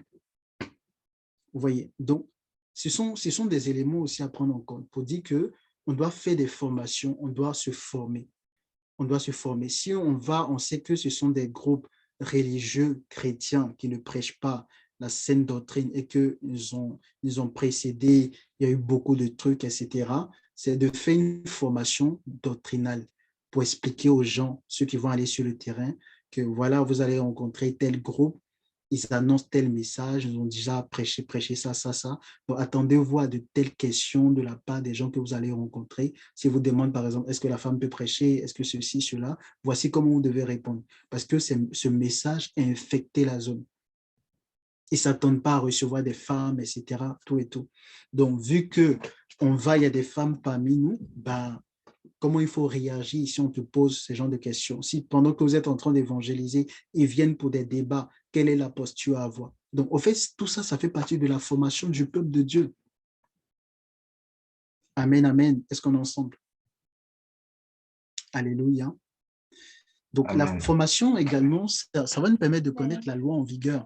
C'est-à-dire que, quelles sont les lois en vigueur? Si il dit, c'est un territoire, on parle de prosélytisme, et que les gens vous accusent faussement de prosélytisme, comment se défendre pour ne pas justement dire des choses devant les policiers pour être accusé, parce que tout ce que tu dis a retenu contre toi. Donc, si à l'instant, pendant que tu es en train de parler, etc., quelqu'un dit non, il est en train de faire du prosélytisme et c'est une fausse accusation et que les policiers viennent, tout ça là, comment te défendre?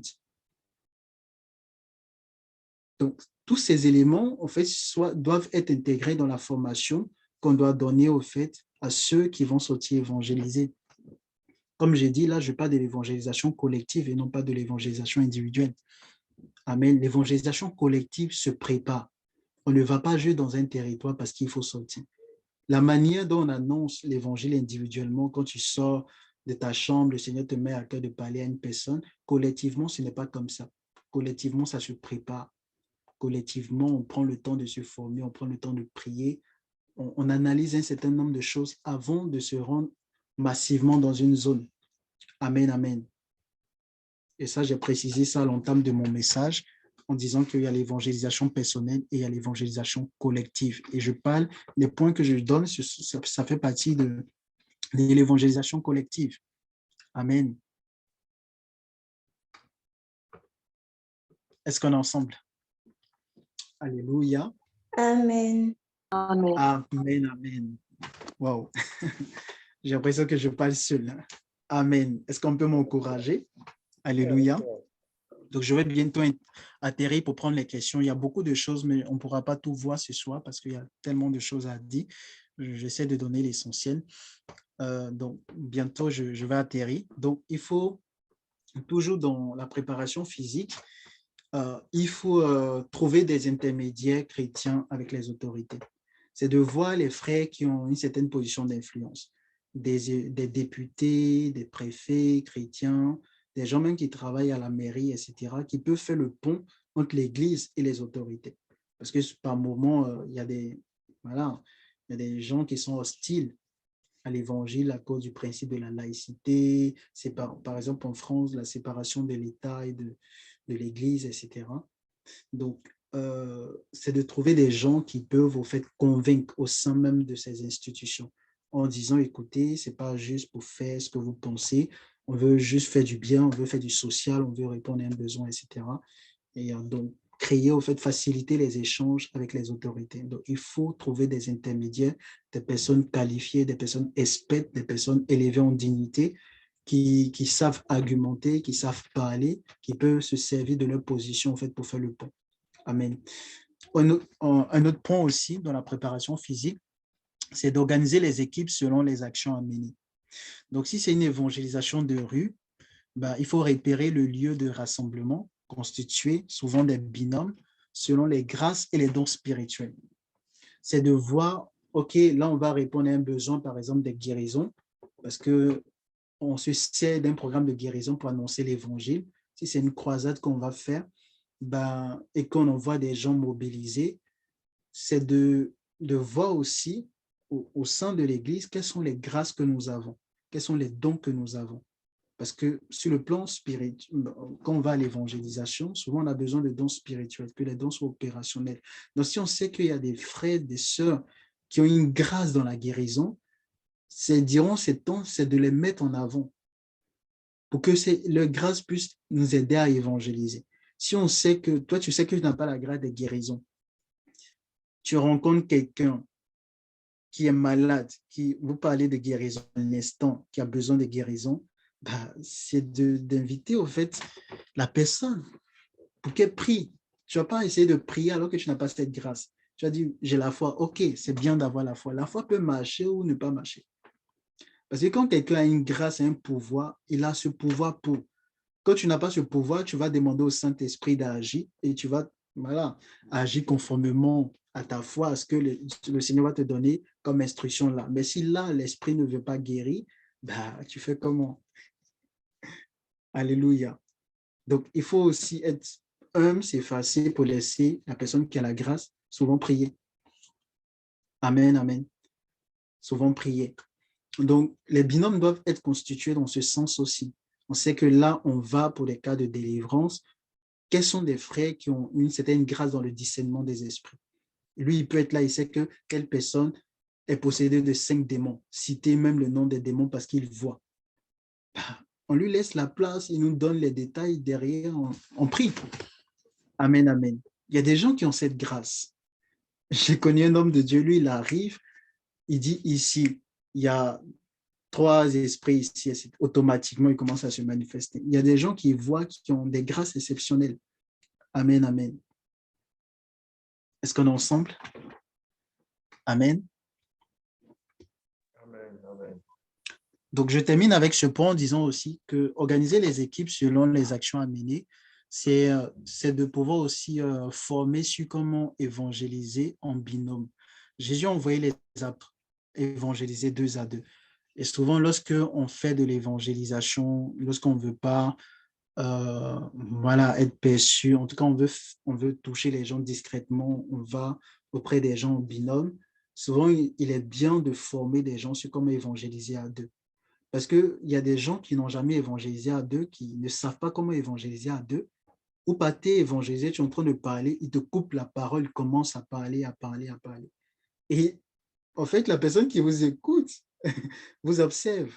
Donc, s'il n'y a pas d'harmonie entre vous deux qui parlez, l'autre n'est pas d'accord avec ce que l'autre est en train de dire, il élève la voix. Non, c'est pas ça. C'est comme ça. Oui, à la fin, finalement, la personne qui pouvait accepter Jésus, mais parce que vous n'êtes pas en accord, bah, vous avez communiqué, au fait, une mauvaise image. Donc, ça demande de savoir, d'avoir des tactiques de comment on évangélise ensemble. Est-ce que pendant qu'on est en train d'évangéliser, tel sent d'aller vers telle personne? Si tu sens, OK, on va tous deux. Si c'est moi qui sens, c'est moi, genre, on va là-bas et c'est moi qui parle en premier. Si tu as quelque chose à dire, je te fais soit signe avec un geste ou des yeux pour que tu rajoutes des choses. Donc, tout ça, c'est important parce que ce sont des réalités qu'on voit sur le terrain. Je me souviens, j'étais allé une fois à l'évangélisation, je parlais avec quelqu'un, c'était pour la première fois. C'était compliqué parce qu'on n'avait jamais évangélisé ensemble. Je suis en train de parler, la personne me coupe la parole, elle veut parler, bon, et c'est compliqué. Ce sont des choses, souvent, ça peut influencer négativement la personne qui est en face de nous. Amen, amen. Donc, je termine avec ce point. Je ne pourrais pas parler de la conquête, puisque le temps a avancé, je vais prendre les questions. Je termine avec le point 3, la troisième partie, qui est la préparation spirituelle, donc préparation pour la conquête. Donc, j'ai parlé de la préparation physique, et là, je vais maintenant parler de la préparation spirituelle. Donc, la préparation spirituelle, c'est de faire une évaluation spirituelle des forces ou du niveau de puissance engagé sur le terrain et prier pour avoir la révélation du niveau de puissance à déployer pour la conquête. C'est-à-dire que quand Dieu vous donne une zone, il faut savoir qu'il y a des esprits qui contrôlent la zone. Il y a des esprits qui gouvernent la zone. Et les esprits n'ont pas les mêmes puissances. Ils n'ont pas le même niveau d'autorité. La Bible dit par exemple dans 1 Thessaloniciens 2, le verset 17 jusqu'au verset 18, « Pour nous, frères, après avoir été quelque temps séparés de vous, de corps, mais non de cœur, nous avons eu d'autant plus ardemment le vif désir de vous voir. » Au verset 18, « Aussi voulions-nous aller vers vous, du moins moi, Paul, une et même deux fois, mais Satan nous en a empêchés. » Amen. Donc, Éphésiens 6, le verset 12, il est écrit, « Car nous n'avons pas à combattre contre le sang et la chair, mais contre les principautés, contre les puissances, contre les seigneurs du monde ou gouverneurs des ténèbres de ce siècle, contre les malices spirituels qui sont dans les lieux célestes. » Ça, c'est la version matin. Amen, amen. Donc, on comprend que ici, Paul était confronté à Satan lui-même. Dans certains territoires, tu peux être confronté à Satan lui-même. Tu peux être confronté à une principauté dans ton action d'évangélisation. Tu peux être confronté à des esprits plus puissants que dans certains lieux que toi, tu as évangélisé. Amen, amen. Donc, tout dépend de la zone où tu vas. Et c'est important d'avoir spirituellement la révélation de l'esprit qui contrôle la zone. Ça te permet de savoir le niveau d'esprit, le niveau de puissance engagée. Quand tu sais que c'est une principauté au fait qui contrôle la zone, tu ne vas pas prier de la même manière que si c'est un petit démon. Je ne sais pas si on me suit. Amen, amen. Parce que Jésus va dire, il y a des démons, ce type d'esprit qui ne sortent que par le jeûne et la prière. C'est vrai qu'on parlait de possession, mais c'est la même chose pour des territoires. Il y a des esprits dans certains territoires, si tu n'engages pas assez de jeûne, assez de prière, tu ne pourras pas influencer, dominer ces esprits. Et tant que tu n'as pas remporté la bataille spirituelle, tu vas beau mener tes activités, quelques personnes, les gens vont accepter Jésus dans la ville, dans le village, etc.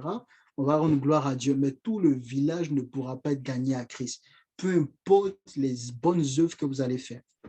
Parce que pour influencer toute une zone, il faut remporter spirituellement la bataille. Il faut dominer l'esprit qui contrôle toute la zone. Amen, amen.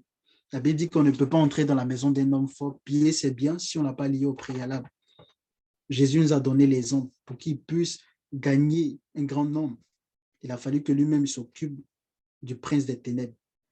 Et c'est la même chose, au fait, dans un territoire. C'est pourquoi une église peut être influencée dans un territoire et ne peut influencer la ville, ne peut influencer le territoire. Parce que l'église n'a pas remporté la bataille spirituelle du territoire. Amen. Il ne suffit pas juste de mener des activités pour gagner des âmes. Comme j'ai dit, l'évangélisation collective, c'est de faire de la zone un territoire disciple de Christ. C'est de faire de ce pays, de cette nation, une nation disciple de Jésus-Christ. C'est ce que Jésus a dit, allez et faites de toutes les nations des disciples de Christ. Faites de toutes les nations mes disciples. Amen. Alléluia. Amen. Amen. Autre chose, c'est une fois on a prié et qu'on connaît l'esprit qui est dans la zone, le niveau de puissance à déployer, c'est de prier également pour augmenter notre poids spirituel, avoir plus de puissance pour aller au fait pour l'évangélisation, pour vraiment gagner cette zone.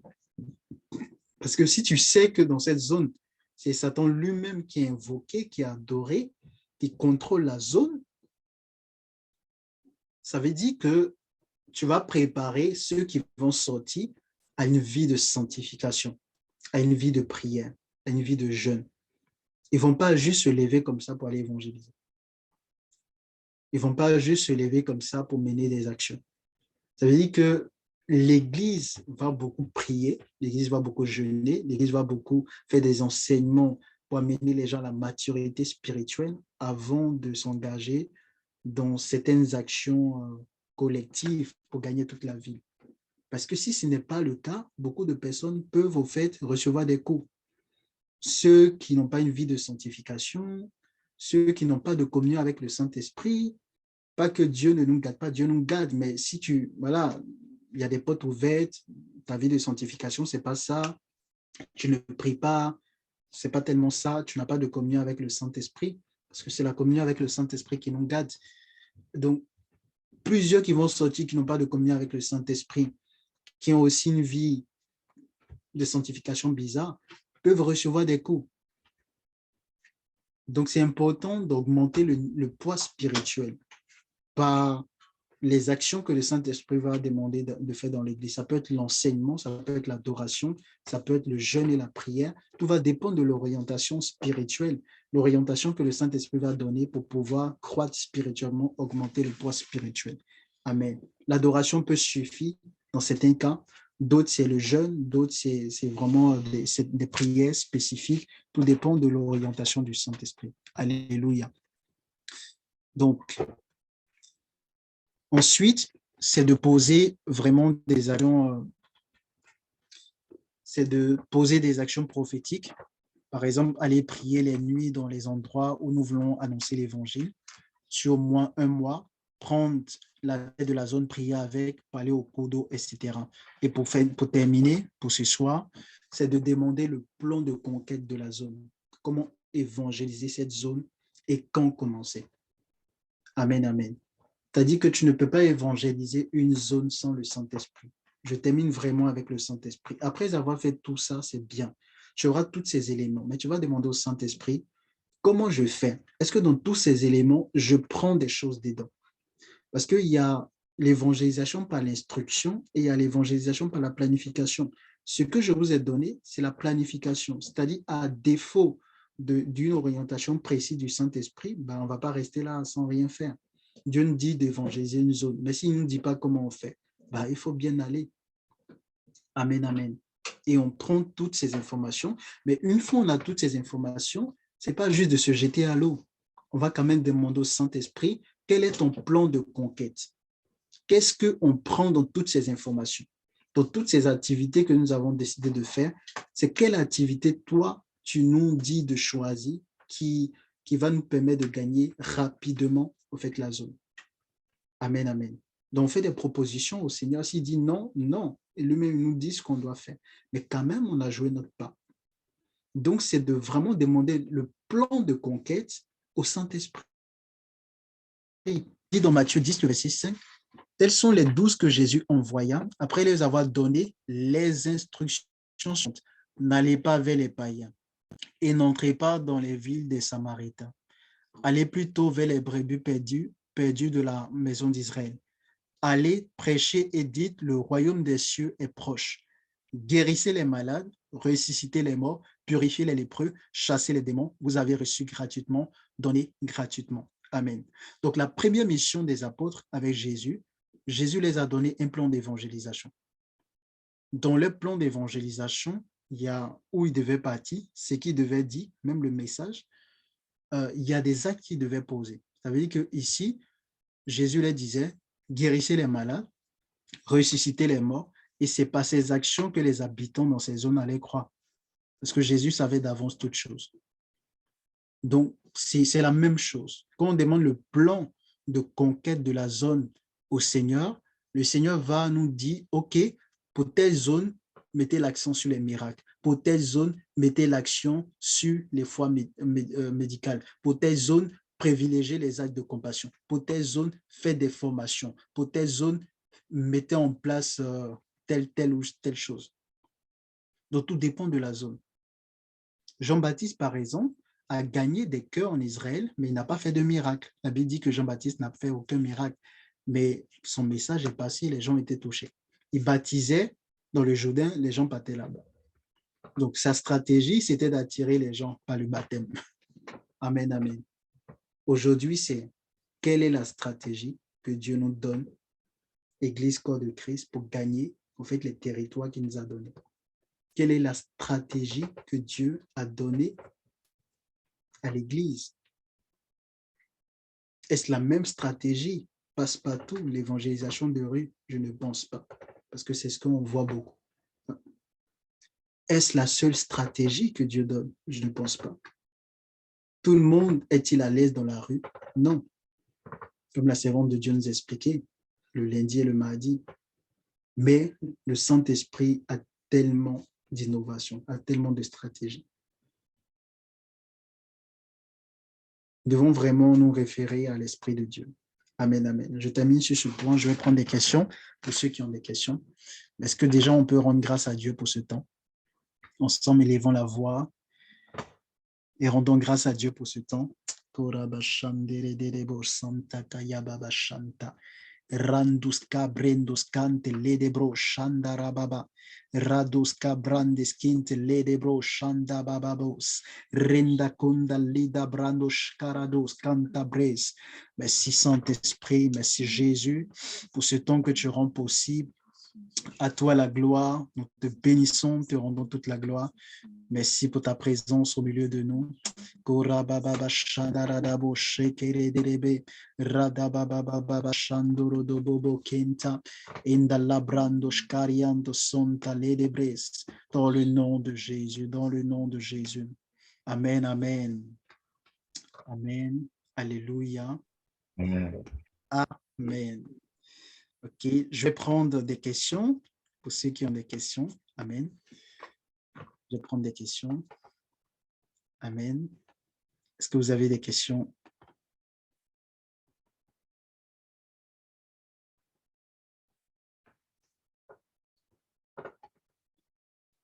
OK.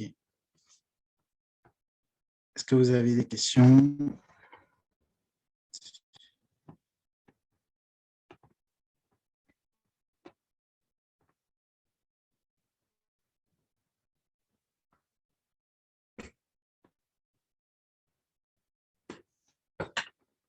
Si vous avez des questions, vous pouvez simplement activer votre micro et poser vos questions.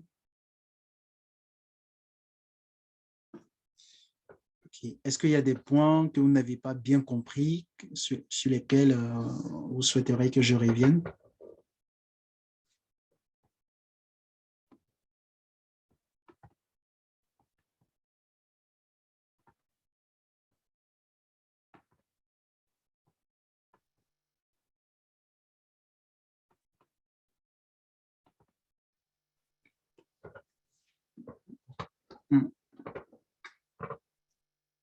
OK.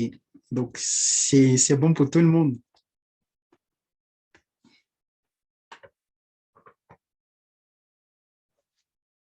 Amen.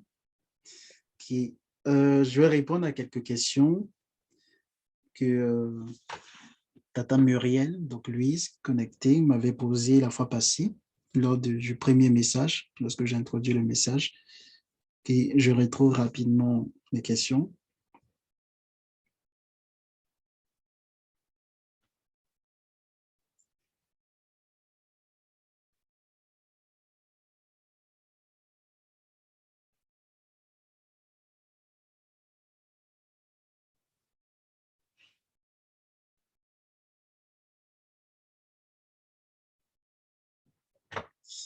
Donc, OK. Donc, la première question, c'est Bac 11, le verset 17.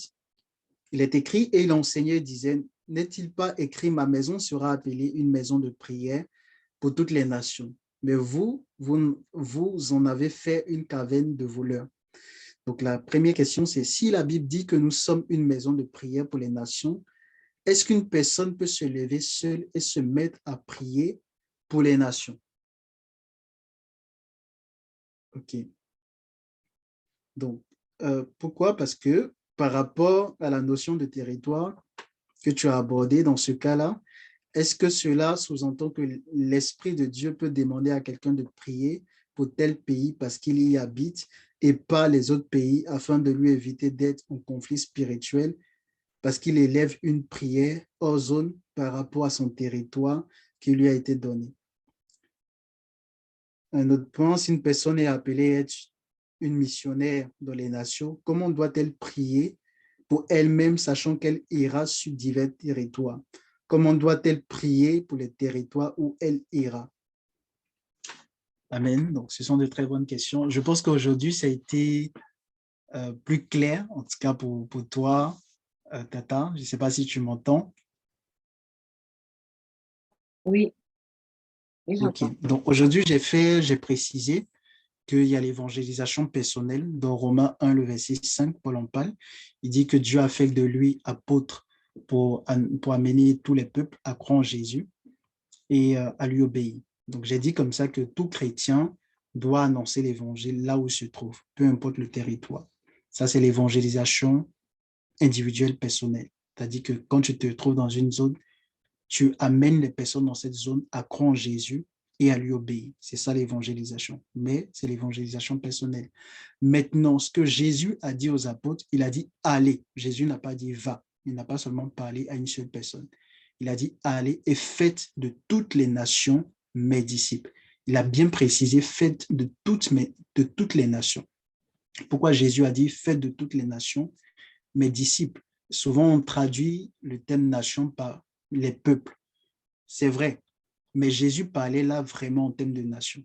Parce que dans le mandat que le Père lui a donné, il doit dominer les nations. Il doit amener les nations qui sont sous l'influence, sous la domination des principautés sataniques, à être sous lui sa domination. Donc l'évangélisation que nous faisons, c'est d'aller conquérir ces territoires à Jésus. C'est d'aller amener effectivement ces nations à être sous la domination, sous l'influence de Christ ou encore des disciples de Jésus. Donc, on ne va pas juste pour amener quelques personnes dans ces territoires à accepter Jésus. On va vraiment pour amener tous les territoires, même à être un territoire sous la domination de Christ. Donc, c'est aussi le sens vraiment de l'évangélisation collective. Amen, amen. Et c'est cette dimension que nous devons comprendre, parce que tant qu'on va penser que quand on est dans une zone, c'est juste faire l'évangélisation, les sorties pour que quelques personnes acceptent Jésus, c'est qu'on n'a pas compris vraiment la pensée profonde du Seigneur par rapport à l'évangélisation. Le Seigneur veut que les individus soient sauvés, c'est vrai, mais il a pensé le salut des territoires. Tout comme Dieu a prévu le salut d'Israël, qu'il a fixé, à qui il a donné une demeure, Dieu a fixé des peuples. Dieu a donné au fait des demeures à plusieurs peuples. Donc, Dieu veut le salut de ces pays, de ces peuples, de ces territoires, tout comme il a prévu ou il a prophétisé le salut d'Israël. Amen.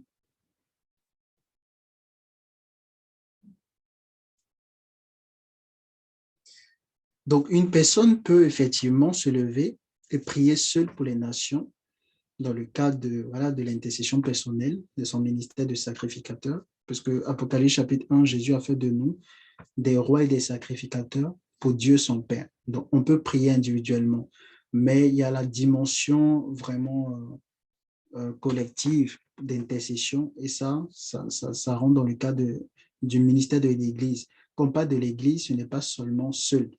Quand tu es seul, on ne va pas parler forcément d'Église. On va parler de ta communion avec le Saint-Esprit. Mais l'Église intervient lorsque nous sommes plusieurs. L'Église intervient lorsque nous sommes 2 ou 3 assemblés au nom de Jésus, lorsque nous sommes plusieurs. Et quand on est plusieurs, on ne peut pas faire les choses comme on le veut. Ça veut dire que ça doit être pensé, ça doit être inspiré par le Seigneur.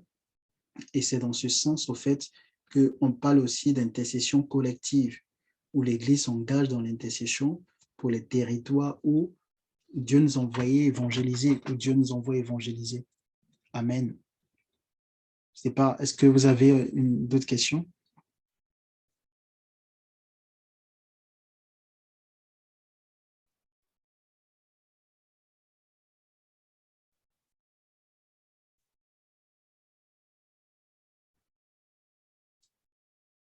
Oui, oui.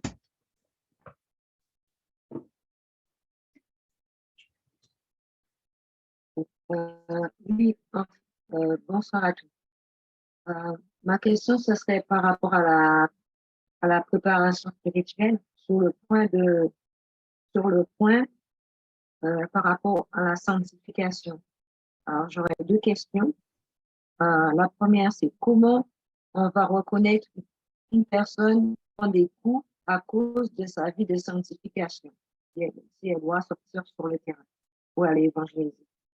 Et comment aborder ce point en tant que Je responsable? n'ai pas bien saisi la première question. Alors, vous m'entendez bien? Oui, c'est bon. Voilà, ok. Je disais que c'était par rapport à la préparation spirituelle et le fait de sortir sur le terrain de l'évangélisation.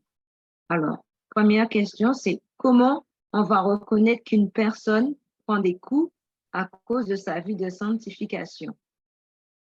Deuxième question, comment aborder ce point en tant que responsable avec les autres personnes avec qui on travaille? OK. Comment savoir qu'une personne prend des coups à cause de sa vie de sanctification? Je crois même que c'est par révélation du Seigneur, puisque nous ne sommes pas forcément, la personne ne va pas forcément tout nous exposer. Si c'est dans le cas, on a eu à mener une activité, juste après on voit que la personne a des problèmes, on peut faire souvent le lien. C'est déjà arrivé, on priait, il y avait un frère à l'époque, on avait une activité toujours dans le sang du Père, hein. On avait prié, tout ça, intercédé, et on était dans des combats. Et après cette activité, physiquement, il a eu une déformation de son visage. Il avait reçu, au fait, un coup. Et après ça, au fait, lui-même, il a senti, hein, il a même dit il avait été attaqué. Et physiquement, ça s'est traduit par une déformation. Et quand on priait, le Seigneur nous avait dit aussi que il avait reçu un coup, au fait. Donc, ça, c'est évident, on peut voir. Mais l'attaque peut se manifester des semaines après. Donc, si la personne dit qu'elle est malade, qu'elle ne dit pas forcément que soit j'ai été attaqué, j'ai eu tel son, j'ai eu telle visitation, on ne peut pas savoir. C'est dans la prière, Dieu peut dire, non, il s'est passé telle chose. Vous voyez. Si je crois que ça m'est déjà arrivé, j'avais prié une fois pour quelqu'un, c'était dans les débuts de ma foi, j'ai fait 2 jours cloué au lit, et le Saint-Esprit m'a dit, non, tu as prié pour telle personne et puis tu as été attaqué. Il y avait une connaissance aussi, un aîné dans la foi qui était prophète, qui m'avait aussi donné cette révélation. Donc, par révélation, on peut savoir. Sinon, ça va dépendre de l'explication de la personne, en disant, ah oui, après le programme, j'observe si, etc. Et là, on peut faire le lien. Si la personne se portait bien, il n'y avait pas de problème de santé, il n'y avait rien, et tout d'un coup, des symptômes bizarres apparaissent, on peut faire le lien. Donc, par là, elle-même peut se rendre compte que soit il y a des portes ouvertes dans sa vie, et c'est pour ça, au fait, cela arrive. Mais quand on parle de péché, il est important de comprendre que ce n'est pas seulement les œuvres de la chair. Parce que souvent, quand on parle de péché, on met beaucoup l'accent sur les œuvres de la chair. Mais quand Dieu nous dit de faire quelque chose qu'on ne le fait pas, on vit dans la désobéissance. Le péché de Saül n'était pas impudicité, ce n'était pas mensonge. Il a simplement pas obéi à des instructions que le Seigneur lui a données. Amen, amen. Et ça, on doit comprendre cette dimension de vivre dans le péché. Si Dieu dit « sois évangélisé », que tu ne le fais pas, tu vis dans le péché. Si Dieu dit de prier, d'intercéder pour tel pays, t'a donné l'instruction, que tu ne le fais pas, bah, tu es dans la désobéissance. C'est le péché. Amen, amen. Si Dieu dit « cette nuit, passe toute la nuit à intercéder », et que toi, tu préfères dormir ou manger ou aller à des cérémonies parce qu'on t'a invité, bah, tu as désobéi à Dieu. Je ne sais pas si on me suit. Amen. Donc, comment on fait savoir à ceux qui travaillent avec nous par rapport à leur vie de sanctification? Je crois que à certains moments dans le ministère, chacun sera conscient en fonction des enseignements qu'il a reçus. Et aussi, en tant que responsable, c'est de, voilà, d'encourager, puisqu'on ne connaît pas la vie des gens. Il y a des péchés cachés, il y a des péchés que souvent Dieu révèle. C'est juste responsabiliser chacun en disant, voilà, dans le ministère, c'est vrai, on sait le Seigneur, mais il faut comprendre que ce qui nous garde, c'est la communion avec le Saint-Esprit. Donc, si tu ne fais pas ce que le Saint-Esprit te demande de faire, à chaque fois qu'il parle, tu n'obéis pas, sache que ce sont des portes ouvertes et l'ennemi peut passer par là pour t'atteindre.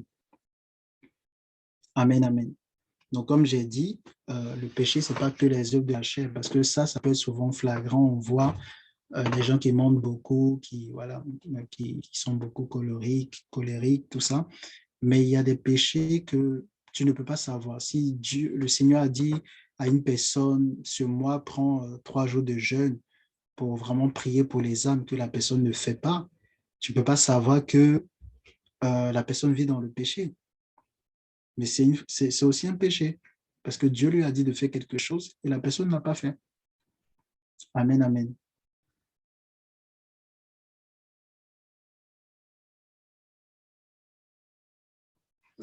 Ok, donc je vois, j'ai une question. Dans ce cas de désobéissance, comment on peut faire pour... attends, je vois rapidement. Ok, dans ce cas de désobéissance, comment on peut faire pour arranger les choses? Les choses vont se réparer après la repentance. Oui, généralement, le Seigneur est miséricordieux. Si tu lui demandes pardon, que tu es sincère, il te pardonne et il est souverain aussi. Par moment, il peut laisser la situation perdurer pour te servir de leçon, pour te former aussi, pour t'éduquer, parce que c'est notre Père. Il fait tout en même temps. Donc, l'apôtre Yvon a donné un enseignement très riche, nos identités en Christ. Et ce qu'il faut comprendre, c'est qu'à chaque identité est rattachée une posture de Dieu.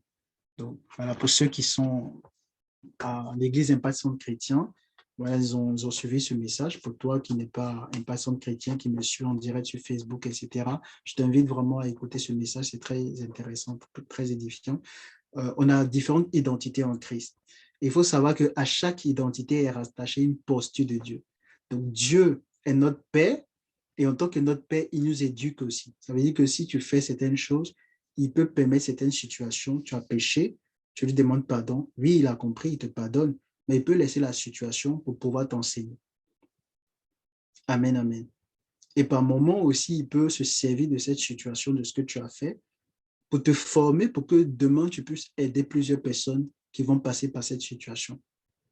Donc, il peut effectivement réparer, mais tout dépend du but qu'il veut atteindre avec ça. Par moment, il enlève juste. Il ne permet pas que tu moissonnes ton iniquité ou ton péché ou ta désobéissance. Par moment, il te laisse moissonner pour te servir d'exemple ou pour servir d'exemple à plusieurs.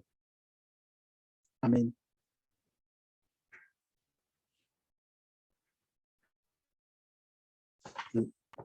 Pas de quoi. Est-ce qu'il y a d'autres questions? Sinon, nous allons clôturer ce temps.